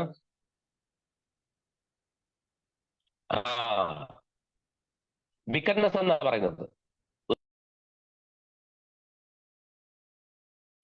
വിക്കറ്റ്നെസ് എന്ന് പറഞ്ഞു കഴിഞ്ഞാൽ എന്താണ്? ദുഷ്പ്രവൃത്തി എന്നാ പറയുന്നത്. അപ്പൊ കേൾക്കുക, ദുഷ്പ്രവൃത്തി. അപ്പം ഇത്യാദിയുള്ള 6 കൂട്ട കാര്യങ്ങളാണ് പൗലോസ് ലീഗ ഈ ലേഖനത്തിൽ ശക്തമായിട്ട് പറഞ്ഞിരിക്കുന്നത്. ദൈവമക്കൾക്ക് മനസ്സിലായി എന്ന് തോന്നുന്നു. എത്ര പേർക്ക് ഈ ദൂത് മനസ്സിലായി? ഈ ഇന്നത്തെ ക്ലാസ് മനസ്സിലായി? ഓക്കെ, അപ്പൊ നമ്മള് ഇത്യാദി കാര്യാദികൾ ശക്തമായിട്ട്, അപ്പം പൗലോസ് ലീഗ പറയുന്നു ഇതെല്ലാം നിങ്ങൾ എന്ത് ചെയ്യണം? ഉരിഞ്ഞു കളയണം. ഇതെല്ലാം നമ്മൾ എന്ത് ചെയ്യണം? എടുത്തു കളയണം, ഉരിഞ്ഞു കളയണം, എടുത്തു കളയണം. നമ്മളിൽ നിന്നും എന്ത് ചെയ്യണം? എടുത്തു കളയണം. പണ്ടൊരു ഒരു ഒരു ഒരു ഒരു ഒരു സഹോദരൻ ഞാൻ അറിഞ്ഞ ഒരു കാര്യമാണ്. അപ്പൊ പുള്ളിക്കാരൻ ഇങ്ങനെ ചർച്ചിൽ പോകുന്നില്ല. പുള്ളി ചർച്ചിൽ പോകാതിരുന്നപ്പം പാസ്റ്റർ വന്ന് തിരക്കി. അപ്പൊ പാസ്റ്റർ വീട്ടിൽ നിന്ന് പറഞ്ഞാ, മോനെ സഹോദര, എന്താ നീ ആലയത്തിൽ വരാത്തത്, പ്രാർത്ഥനയ്ക്ക് വരാതെ? അവൻ പറഞ്ഞ, എന്റെ പൊന്ന് പാസ്റ്ററെ, നമ്മുടെ സഭയിലെ മൂപ്പന്മാരെ കൊണ്ട് തോറ്റു. മൂപ്പന്മാരെന്ന് പറഞ്ഞാൽ എന്താണ്? നമ്മുടെ സഭയിലെ പ്രായമുള്ള പാസ്റ്റർമാരെ കൊണ്ട് തോറ്റു. അപ്പോ അന്നേരം പറഞ്ഞു, നീ അവരെ കണക്കാക്കണ്ട, അവരങ്ങ് വിട്ടേരെ, മൂപ്പന്മാരെയൊക്കെ അങ്ങ് വിട്ടേരെ, അത് കുഴപ്പമില്ല. അവൻ പറഞ്ഞ്, എന്റെ പൊന്ന് പാസ്റ്റർ, അത് പിന്നെ നമുക്ക് സഹിക്കാം. പക്ഷെ ഞാൻ വിശുദ്ധ വേദപുസ്തകത്തിൽ വെളിപ്പാട് പുസ്തകം വായിച്ചപ്പോൾ 24 മൂപ്പന്മാര് സ്വർഗത്തിലുണ്ടെന്ന്. ഇവിടെയുള്ള 3 മൂപ്പന്മാരെ എനിക്ക് സഹിക്കാൻ പറ്റുന്നില്ല. അങ്ങനെയെങ്കിൽ 24 മൂപ്പന്മാരെ സ്വർഗത്തിൽ ഞാൻ എങ്ങനെ സഹിക്കും? മനസ്സിലായോ? അതാണ് പുള്ളിയുടെ വിഷമം. പുള്ളി പറയും, ഞാൻ ഇന്ന് ആലയത്തിലേക്ക് വരുന്നില്ല, ഇങ്ങനെയുള്ള സ്വർഗം എനിക്ക് വേണ്ട, ഇങ്ങനെയുള്ള സഭയും എനിക്ക് വേണ്ട. എന്താണ്? 3 മൂപ്പന്മാരെ കൊണ്ട് എനിക്ക് സഭയിൽ പൊറുതിമുട്ടിയിരിക്കുകയോ,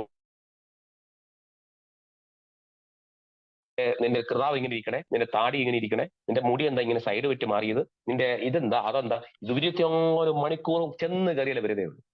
കേട്ട് സാധിച്ച് സഖി കെട്ടിട്ട് പുള്ളി സഭയിൽ പോകാതിരുന്നപ്പം പാസ്റ്റർ തിരക്കി വന്നപ്പോഴാണ് പറഞ്ഞത്, ഈ 3 എണ്ണത്തിനെ കൊണ്ട് എനിക്ക് സഭയിൽ വരാൻ പറ്റുന്നില്ല, എപ്പോഴും കുറ്റം പറച്ചിട്ട്. അങ്ങനെയെങ്കിൽ സ്വർഗത്തിൽ 24 മൂപ്പന്മാരുണ്ട്. എന്തായിരിക്കും ഗതി ഞാൻ അവിടെ ചെന്നാൽ? ഹലോ, ഓക്കെ, ഒരു ചെറിയ ചിന്ത ഞാൻ പറഞ്ഞതേ ഉള്ളൂ. അപ്പം നമ്മൾ എന്ത് ചെയ്യണം? ഉരിഞ്ഞു കളയേണ്ടതിനെ, എടുത്ത് കളയേണ്ടതിനെ നമ്മൾ എന്ത് ചെയ്യണം? അതിൻ്റെതായ രീതിയിൽ എഫെസ്യ ലേഖനത്തിൽ പൗലോസ് എഫെസ്യ വിശ്വാസികളെ നോക്കിയിട്ട് പറയാണ്, നിങ്ങൾ എടുത്ത് കളയണം. ഇതൊക്കെ ഇങ്ങനെ ഇരിക്കുകയാ. ഏതൊക്കെയാ നമ്മുടെ ഉള്ളിൽ ഇരിക്കുന്ന ഏതൊക്കെ കാര്യങ്ങളാ? 1 by 1 ആയിട്ടൊന്ന് പറഞ്ഞേ, ഏതൊക്കെയാണ് നമ്മുടെ ഉള്ളിൽ ഇരിക്കുന്നത് പ്രിയപ്പെട്ടവരെ? ഒന്ന്, നമ്മുടെ ഉള്ളിൽ ഇരിക്കുന്നത് എന്താണ്? ഒന്നാമതായിട്ട് നമ്മുടെ ഉള്ളിൽ ഇരിക്കുന്നത് കയ്പാണ്. അപ്പൊ കയ്പിന് നമ്മൾ എന്ത് ചെയ്യണം? എടുത്ത് കളയണം, അല്ലേ? ഈ ഞാന് കണവ എന്ന് പറഞ്ഞൊരു മീന് കഴിച്ചിട്ടില്ല, എനിക്കറിയത്തില്ല. പക്ഷെ ആ കണവയെ പറ്റി ആൾക്കാർ പറയുന്നുണ്ട്, അതിനകത്തൊരു മഷിയുണ്ടല്ലേ? മഷിയുണ്ട്. അപ്പം അതിനെ കറി വെക്കുന്ന ആന്റിമാരോടൊക്കെ ചോദിച്ചാൽ അവര് കൃത്യമായിട്ട് പറയും, അല്ലേ? അതിനകത്ത് വെച്ചിട്ട് കറി വെച്ചാൽ എങ്ങനെ ഇരിക്കും?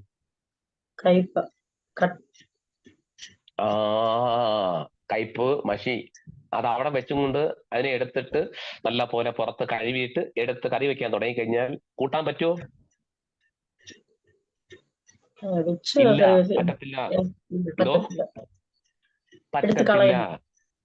എടുത്ത് കളയണം. അപ്പൊ ഈ കയ്പിനെ എന്ത് ചെയ്യണം? അതിനവര് പറയുന്നത് ഈ കയ്പാണ്. ഒരു മീനിനകത്തുള്ള, ചില മീനിന്റെ അകത്തുള്ള ഒരു കയ്പ് എന്ന് പറയുന്ന സാധനമുണ്ട്.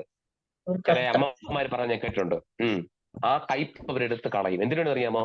അത് കറി വെക്കുമ്പം രുചിക്ക് വ്യത്യാസം വരാതിരിക്കാൻ ആ കയ്പിനെ എടുത്ത് കളയും. ഇതുപോലെ നമ്മളിൽ നിന്നും കയ്പിനെ എടുത്ത് കളയണം. 2, കോപത്തെ നമ്മൾ എന്ത് ചെയ്യണം? എടുത്ത് കളയണം. നമ്മുടെ കോപത്തെ എടുത്ത് കളയണം. മൂന്നാമതായിട്ട് ക്രോധത്തെ നമ്മൾ എടുത്ത് കളയണം. 3, കുറ്റം പറച്ചിലിനെ നമ്മൾ എന്ത് ചെയ്യണം?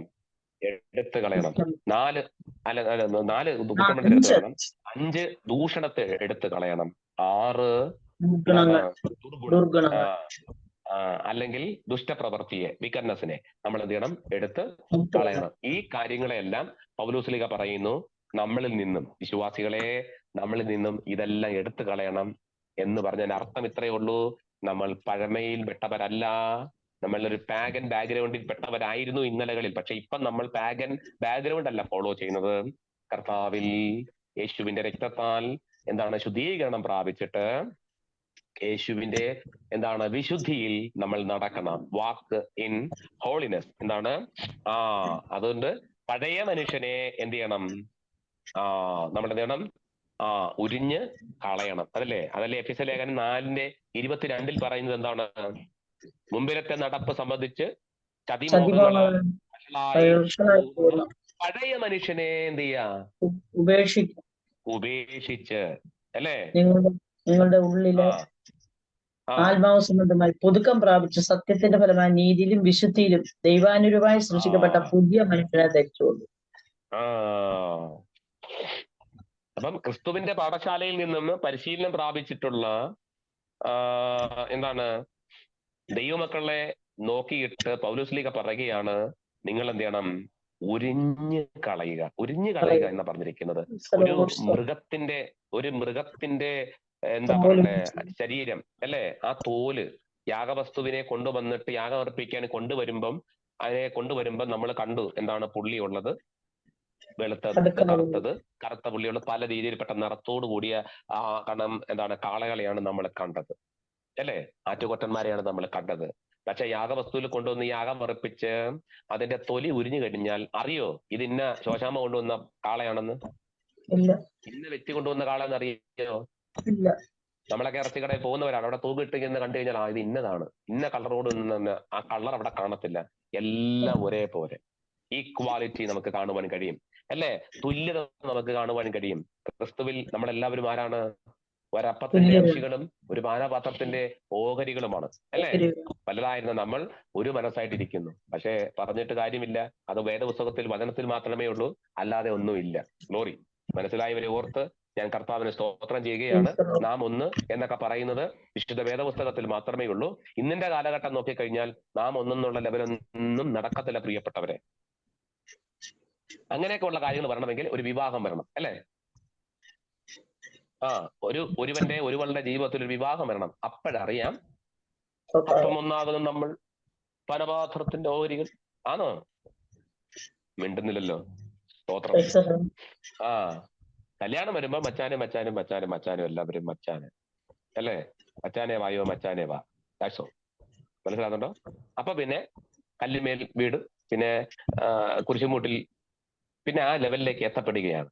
വിളിച്ചു പറയട്ടെ പ്രിയപ്പെട്ടവരെ, നമ്മൾ ഈക്വാലിറ്റിയിലേക്ക് തൊലി പോയി കഴിഞ്ഞാൽ പിന്നെ പുറം കൊണ്ട് തിരിച്ചറിയാൻ പറ്റത്തില്ല ഇവനാര് ഇവളാര്. ക്രിസ്തുവിൽ നമ്മളെല്ലാവരും ഒന്നാണെന്നാണ് പൗലോസ് ഈ ലേഖനത്തിലൂടെ നമ്മളെ കാണിച്ചിരിക്കുന്നത്. ഒന്നാകാത്തതിന്റെ കാരണം ഇതുവരെയും നമ്മൾ എന്ത് ചെയ്തിട്ടില്ല? തൊലി ഉരിഞ്ഞ് കളഞ്ഞിട്ടില്ല.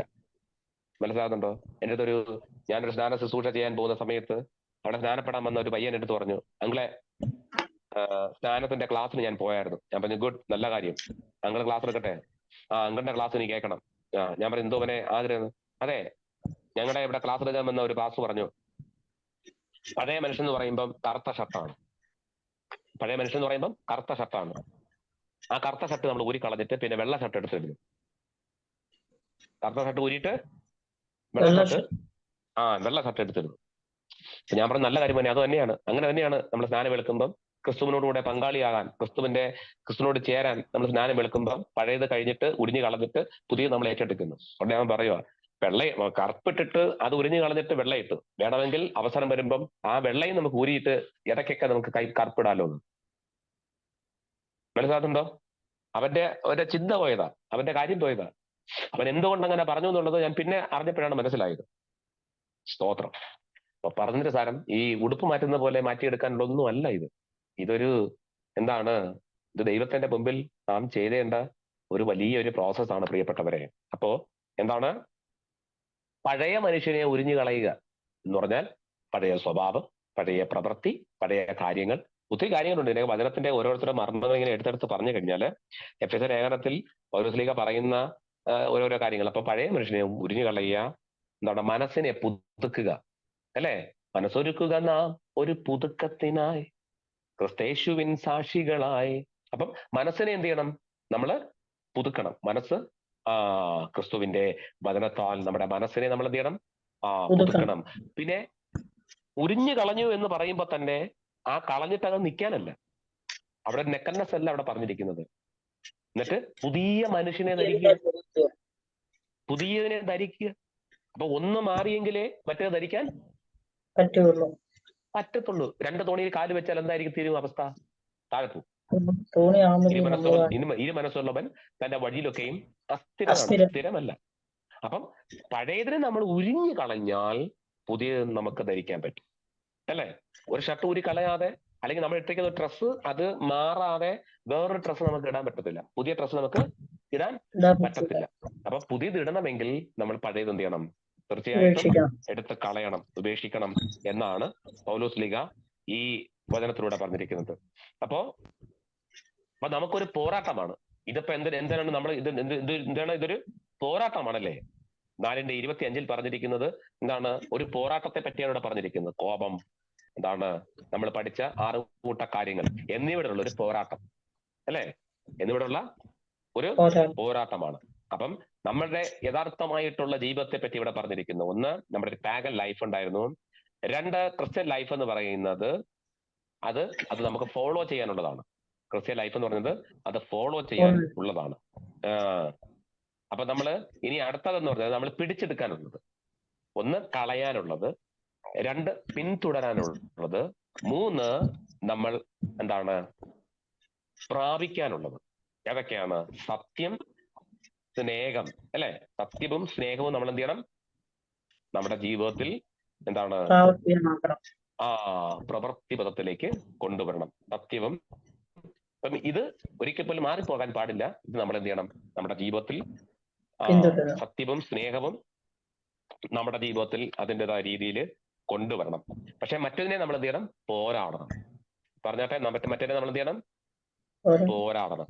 ഇപ്പൊ സമയം എത്രയായെന്ന് നിങ്ങൾക്ക് പറയാൻ പറ്റുമെങ്കിൽ ഒന്ന് പറഞ്ഞേ. സമയം 8:57. അപ്പൊ നമ്മുടെ ക്ലാസ് വൈൻഡപ്പ് ചെയ്യാൻ സമയമായി പ്രിയപ്പെട്ടവരെ. അപ്പൊ നിങ്ങൾ കേൾക്കുക. നമ്മൾ എന്ത് ചെയ്യണം? നമ്മള് 4:24 വരെ ഉള്ളത് നമുക്കിന്ന് പഠിക്കാൻ പറ്റി. അടുത്ത ക്ലാസ്സിൽ നമ്മൾ പഠിക്കുന്നത് 4:25 മുതൽ 32 വരെയുള്ള വാക്യങ്ങളാണ്. 4:25 മുതൽ 37 വരെയുള്ള, അത് നമുക്ക് അടുത്ത ക്ലാസ്സിൽ നമുക്ക് പഠിക്കാം. 32 വരെയുള്ള വാക്യങ്ങൾ നമുക്ക് അടുത്ത ക്ലാസ്സിൽ നമുക്ക് പഠിക്കാം. അപ്പൊ ഇതുവരെയുള്ള പഠിച്ച കാര്യാദികൾ നമ്മുടെ ജീവിതത്തിൽ പ്രവൃത്തി പദത്തിൽ നമ്മൾ കൊണ്ടുവരണം. ഇതൊരു പോരാട്ടമാണ്. ഏതൊക്കെയാണ്? 6 കൂട്ട കാര്യങ്ങൾ നമ്മുടെ ജീവിതത്തിലുണ്ട് അല്ലെ. അതിനെ നമ്മൾ എന്ത് ചെയ്യണം? പോരാടി ജയിക്കണം. അത് ഒരു ദിവസം കൊണ്ട് പറ്റത്തില്ല, 2 ദിവസം കൊണ്ട് പറ്റത്തില്ല. Every day and every hour and every minute നമ്മൾ എന്ത് ചെയ്യണം? അതിനെ പോരാടി ജയിക്കണം. പോരാടണ്ടേ? പോരാടിയെങ്കിൽ മാത്രമേ ഒരു പാട്ടുകാരൻ പാടി, പോരാട്ടമുള്ളത് ഈ ലോകരോടല്ല, ജഡീകരോടല്ല. നമുക്ക് പോരാട്ടമുള്ളത് ആരോടാ? സ്വർലോകരുടെ ദുഷ്ടാത്മ സേനയോട് കൂടിയാണ്, പിശാചിനോടാണ് നമുക്ക് പോരാട്ടം. അപ്പം അങ്ങനെയുണ്ടെങ്കിൽ നമ്മൾ പോരാടുന്ന പിശാചിനോട് പോരാടുമ്പോൾ തന്നെ നമ്മിൽ ഇരിക്കുന്ന 6 കൂട്ട കാര്യങ്ങളോട് നമ്മൾ പോരാടി ജയിക്കണം. 6 കൂട്ട കാര്യങ്ങൾ എല്ലാവരും ഉറക്കെ പറഞ്ഞേ. കയ്പ്, ക്രോധം, കയ്പ്, കോപം, ക്രോധം, കുറ്റം പറച്ചിൽ, ദൂഷണം, ദുർഗുണങ്ങൾ, ഇവയെല്ലാം നമ്മൾ ഇവയോട് നമ്മൾ എന്ത് ചെയ്യണം? ഇതിനെല്ലാം പോരാടി നമ്മൾ വിട പറയുക മാത്രമല്ല, പോരാടി ജയിക്കണം. ഇതിനെ ഇതിങ്ങനെ വന്നുകൊണ്ടിരിക്കും. എല്ലാ ദിവസവും വന്നുകൊണ്ടിരിക്കും. ഓരോ ദിവസവും നമ്മൾ വന്നുകൊണ്ടിരിക്കും. നമ്മളെന്ത് ചെയ്യണം? നമ്മുടെ മൊബൈലിൽ ഇഷ്ടംപോലെ മെസ്സേജുകൾ ഇങ്ങനെ വന്നുകൊണ്ടിരിക്കും. നമ്മൾ ചെയ്യുന്ന പരിപാടി എന്താ? മൊബൈൽ അങ്ങോട്ട് കളയുമെന്നോ? നമ്മൾ ചെയ്യുന്ന പരിപാടി നമ്മൾ അതിനെ ഡിലീറ്റ് ചെയ്ത് അല്ലെങ്കിൽ ക്ലിയർ ചാറ്റ് ചെയ്ത് കംപ്ലീറ്റ് ചെയ്ത് മാറ്റി കളയും എന്ന് പറയുന്ന പോലെ നമ്മൾ ദിനം പ്രതി നമ്മൾ എന്ത് ചെയ്യുക? ഇതിനോട് പോരാടി ജയിക്കണം. പൗലോസ്ലീഗയെ പോലെ നമ്മൾ പോരാടി ജയിക്കണം. അപ്പം എന്തൊക്കെയാണ് നമ്മുടെ ബാക്ക്ഗ്രൗണ്ട്? നമ്മുടെ ആദ്യത്തെ ബാക്ക്ഗ്രൗണ്ട് എന്തായിരുന്നു? ഒരു പാഗൻ ലൈഫ് ആയിരുന്നു. അതായത് പഴയ വിഗ്രഹായുധ, ജാതീയ അല്ലെങ്കിൽ അവിശ്വാസ ലെവലിൽപ്പെട്ടതായിരുന്നു. ഇപ്പം നമ്മൾ എന്താണ്? നമ്മൾ പിന്തുടരേണ്ടത് എന്താണ്? നമ്മള് ആ പഴയ ലൈഫിൽ നമ്മളെ ഇപ്പൊ പിന്തുടർന്നുകൊണ്ടിരിക്കുന്ന ഈ 6 കൂട്ട കാര്യങ്ങളെ നമ്മൾ പോരാടി ജയിച്ചിട്ട് ക്രിസ്തുവിന്റെ യഥാർത്ഥ ഒരു ക്രിസ്ത്യൻ ലൈഫ് നമ്മൾ എന്ത് ചെയ്യണം? ഫോളോ ചെയ്യണം. നമ്മൾ എന്ത് ചെയ്യണം? ക്രിസ്ത്യൻ ലൈഫ് നമ്മൾ എന്ത് ചെയ്യണം? നല്ല രീതിയിൽ ഫോളോ അപ്പ് ചെയ്യണം. ഇവിടെ പറഞ്ഞിരിക്കുന്ന കാര്യങ്ങൾ, പൗലോസ്ലീഗ പറഞ്ഞ കാര്യങ്ങൾ നമ്മളെ നല്ല രീതിയിൽ കൊണ്ടുവരുമ്പോൾ മാത്രമേ നമ്മുടെ ജീവിതം ധന്യമായി തീരത്തുള്ളൂ. സ്തോത്രം. അപ്പം ഈ ക്ലാസ്സിനാൽ ദൈവം നിങ്ങളെ അനുഗ്രഹിക്കട്ടെ. ദൈവം നിങ്ങൾ എല്ലാവരെയും ആശീർവദിക്കട്ടെ. ഞാൻ ഇന്ന് ക്ലാസ് എടുക്കുമെന്ന് ഒരിക്കലും ചിന്തിച്ചതല്ല. ഞാൻ എന്റെ 2-3 ദിവസമായിട്ട് നല്ല പനി, കഠിനമായിട്ടുള്ള പനി. എന്റെ മുഖം കണ്ടപ്പോൾ നിങ്ങൾക്ക് മനസ്സിലായി കാണും. ഞാന് അത്ര കണ്ട് പനി പിടിച്ചിരിക്കുകയാണ് അല്ലെ. നല്ല ശരീരത്തിന് വല്ലാത്തൊരവസ്ഥയായിട്ട് പനി പിടിച്ച് സ്വരം പോലും മാറിപ്പോയിരിക്കുക, ശബ്ദം പോലും വല്ലാതെ മാറിപ്പോയിക്കൊണ്ടിരിക്കുക. ഇന്ന് ക്ലാസ് എടുക്കേണ്ട, ഞാൻ വേറെ ആരെങ്കിലും ഏൽപ്പിക്കാം എന്ന് പറഞ്ഞപ്പോൾ പിന്നെയും ചിന്തിച്ചു, ഇത്ര നാൾ ഇവിടെ വെറുതെ ഇരിക്കുമല്ലേ, നിങ്ങളെ ഒന്ന് കാണാം, മാത്രമല്ല നിങ്ങൾക്ക് ക്ലാസ് എടുക്കാം അല്ലേ. ഇല്ല, ഉപ്പോളമാകുമോ ഉപ്പിലിട്ടതെന്ന് പറഞ്ഞതുപോലെ അപ്പം നിങ്ങളെയൊക്കെ ഒന്ന് അടുത്ത് വരാം, കാര്യങ്ങൾ പറയാം, ക്ലാസ് എടുക്കാം. അതുകൊണ്ട് മാത്രമാണ് ഞാൻ ഇന്ന് ക്ലാസ് എടുക്കാൻ വേണ്ടി കടന്നു വന്നത്. അപ്പൊ എന്നെ ഇതിലേക്ക് നയിച്ച ഈ ട്രിനിറ്റി ഇന്റർനാഷണൽ പ്രയർ മൂവ്മെന്റിലെ എല്ലാ അഡ്മിൻ പാനലിലുള്ള എൻ്റെ എല്ലാ ബഹുമാന കർത്തദാസന്മാരോട് ദാസിമാരോട് നന്ദി ഉണർത്തി അറിയിക്കുന്നു. ഇന്ന് ഈ ശുശ്രൂഷ ലീഡ് ചെയ്യുന്ന ബഹുമാനപ്പെട്ട കർത്തദാസൻ, ഇന്നത്തെ ക്ലാസ്സിൽ അറ്റൻഡ് ചെയ്തിരിക്കുന്ന എൻ്റെ എല്ലാ പ്രിയപ്പെട്ടവർക്കും ഒരിക്കൽ കൂടി ക്രിസ്തീയ വന്ദനങ്ങൾ, നന്ദി അറിയിക്കുന്നു. ദൈവം നമ്മളെ എല്ലാവരെയും ഈ ക്ലാസ്സിനാൽ, ഇവിടെ ഇന്ന് പകൽ നമ്മൾ പഠിച്ച ഈ കാര്യങ്ങളാൽ അനുഗ്രഹിക്കുമാറാകട്ടെ, ആശ്രവദിക്കുമാറാകട്ടെ. God bless you all in Jesus name. Amen, amen, amen. God bless you. Amen. Hallelujah. ദൈവത്തെ സ്തുതിക്കാം.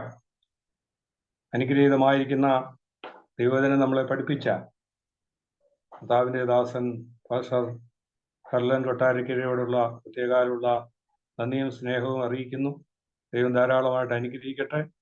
എഫേസ്യ ലേഖനം 4-ാം അധ്യായത്തിൽ നിന്ന് അതിൻ്റെ 17 തൊട്ട് 25 വരെയുള്ള വാക്യങ്ങളിൽ നിന്നാണല്ലോ ദൈവദാസൻ ദൈവവചനം സംസാരിച്ചത്. നമ്മുടെ ജീവിതത്തിൽ ഏറ്റവും അനുഗ്രഹമായി തീർന്നതോർത്ത് സ്തോത്രം ചെയ്യാം. ആമേൻ. നാം നടക്കേണ്ടത് എങ്ങനെയെന്ന് നമ്മളെ കേൾപ്പിച്ചു. വോക്ക് ഇൻ ഹോളിനെസ്, വിശുദ്ധിയിൽ നടക്കുവാനായിട്ട് ദൈവം നമ്മളെ വിളിച്ചിരിക്കുകയാണ്. ആമേൻ, സ്തോത്രം. ഒരു പാഗൻ ലൈഫ് അല്ല നമ്മുടെ ജീവിതത്തിൽ ആവശ്യമായിരിക്കുന്നത്. വിഗ്രഹാരാധികളായിരുന്ന ഹല്ലേലൂയ ഓരോരുത്തരെയും ദൈവം, ബേസിലുള്ളവരെയൊക്കെ ദൈവം വിളിച്ചു വേർതിരിച്ചു. ദൈവത്തിന് സ്തോത്രം. ദൈവത്തിനെ യഥാർത്ഥമായിട്ട് അറിയുവാൻ നമുക്ക് ദൈവം ഇടയാക്കി തീർത്തു. ആമേൻ, സ്തോത്രം. അതോർത്ത് നമുക്ക് ദൈവത്തെ സ്തുതിക്കുകയും മഹത്വപ്പെടുത്തുകയും ചെയ്യാം. ദൈവത്തിന് സ്തോത്രം. അതുപോലെ തന്നെ കാരാഗ്രഹ ലേഖനങ്ങൾ എത്ര ഉണ്ടെന്ന് നമ്മളെ പഠിപ്പിച്ചു. ദൈവത്തിന് സ്തോത്രം.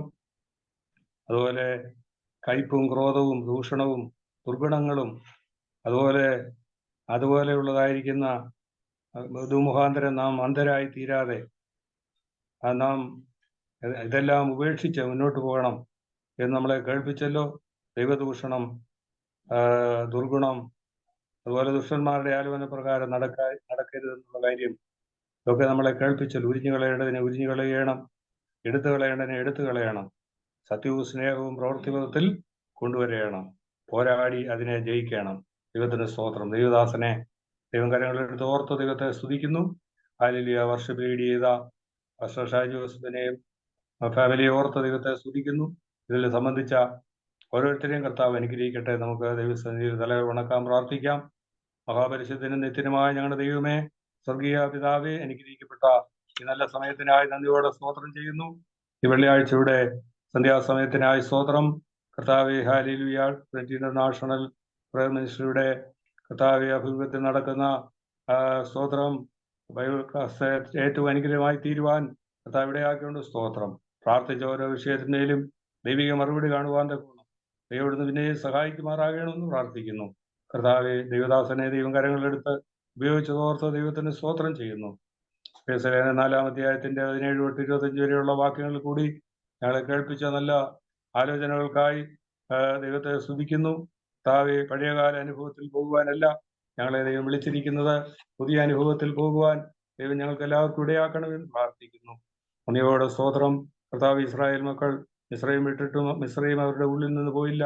ദൈവത്തിന് സ്തോത്രം. അതുപോലെ ഞങ്ങൾ കർത്താവെ ഇറങ്ങിത്തിരിച്ചിട്ട് വീണ്ടും കർത്താവ് ഇസ്രായേലിലേക്ക് തിരിച്ചു പോകാൻ ഞങ്ങൾക്ക് ആർക്കും ഇടയാക്കരുത് എന്ന് ദൈവത്തോടെ ഞങ്ങൾ പ്രാർത്ഥിക്കുന്ന കർത്താവെ, ദൈവത്തോടെ സ്തോത്രം. അതിൻ്റെതായ ശിക്ഷ അവർ അനുഭവിക്കേണ്ടി വന്നു എന്ന് ഞങ്ങൾ കാണുന്നുണ്ടല്ലോ. കർത്താവെ, സ്തോത്രം. ഹല്ലേലൂയ. ഉരിഞ്ഞു കളയേണ്ട 6 കൂട്ടം കാര്യങ്ങളെ കുറിച്ച് ഞങ്ങളെ കേൾപ്പിച്ച് ഓർത്ത് നന്ദിയോടെ ഞങ്ങൾ നിന്നെ സ്തുതിക്കുന്നു, സ്തോത്രം ചെയ്യുന്നു. കർത്താവെ, കാരാഗ്രഹനം ആരെണ്ണമാണെന്നും അത് എഴുതിയത് ആരാണെന്നും ഒക്കെയും ഇത് പഠിക്കുവാൻ തക്കവണ്ണം ഇടയാക്കിയതുകൊണ്ട് സ്തോത്രം. കയ്പിനെയും ക്രോധത്തെയും ദൂഷണത്തെയും ദുർഗുണങ്ങളെയും സ്തോത്രം അത് വെച്ചുകൊണ്ട് ഒരിക്കലും അന്ധരായി തീരുവാൻ ഇടയാകരുത്. കോപവും ക്രോധവും എല്ലാം ഉപേക്ഷിച്ച് മുന്നോട്ട് പോകാൻ ഇടയാക്കണമേ എന്ന് പ്രാർത്ഥിക്കുന്ന കർത്താവെ, ഹല്ലേലൂയ. കൂട്ടുകാരുടെ ദൂഷണം പറയുവാൻ ഒന്നും ദൈവമേ ഇടയാക്കരുത് എന്ന് പ്രാർത്ഥിക്കുന്നു. സ്തോത്രം. ആമേൻ. എടുത്തു കളയേണ്ടതിനെ എടുത്തു കളയുവാൻ, ഉരിഞ്ഞു കളയേണ്ടതിനെ ഉരിഞ്ഞു കളയുവാൻ ദൈവത്തിന്റെ പരിശുദ്ധാത്മാക്കളെ ഓർപ്പിച്ചുകൊണ്ട് സ്തോത്രം. സത്യവും സ്നേഹവും പ്രവർത്തകത്തിൽ കൊണ്ടുവന്ന പോരാടിയുള്ള ജയജീവിതം നയിക്കുവാൻ കർത്താവെ ഞങ്ങൾക്ക് എല്ലാവർക്കും ഇടയാക്കണമെന്ന് പ്രാർത്ഥിക്കുന്നു. അത്രത്തോളം സഹായിച്ച കൃപയ്ക്കായ സ്തോത്രം. അവിടുന്ന് പിന്നെ ഞങ്ങളെ അനുഗ്രഹിക്കണമേ. മഹത്വമെല്ലാം അങ്ങേക്ക് അർപ്പിക്കുന്നു. കർത്താവ് രക്ഷിതാവായിരിക്കുന്ന യേശു ക്രിസ്തു നാമത്തിൽ ചോദിക്കുന്നു, കൃപയോടെ കേൾക്കണമേ. ആമേൻ. പുത്രപുത്ര പരിശുദ്ധാത്മാവാന്തരീയ ദൈവത്തിന്റെ കൃപകളും അനുഗ്രഹങ്ങളും നമ്മോടും നമ്മൾ കേട്ട വചനത്തോടും ദൈവജനം പഠിപ്പിച്ച ദൈവത്തിന്റെ ദാസനോടും എല്ലാ കർത്താവിന്റെ 2ാമത്തെ വരെയും ദൈവത്തിന്റെ കൃപ അവരോടുകൂടെ ഉണ്ടായിരിക്കുമാറാകട്ടെ. ആമേൻ. കർത്താവായ യേശു ക്രിസ്തു മുഖാന്തരം നമുക്ക് ജയം നൽകുന്ന ദൈവത്തിന് സ്തോത്രം. Hallelujah, hallelujah, hallelujah. ആമേൻ. കർത്താവായ യേശുവേ വരയണമേ. Praise the Lord. Thank you. എല്ലാവർക്കും നന്ദി.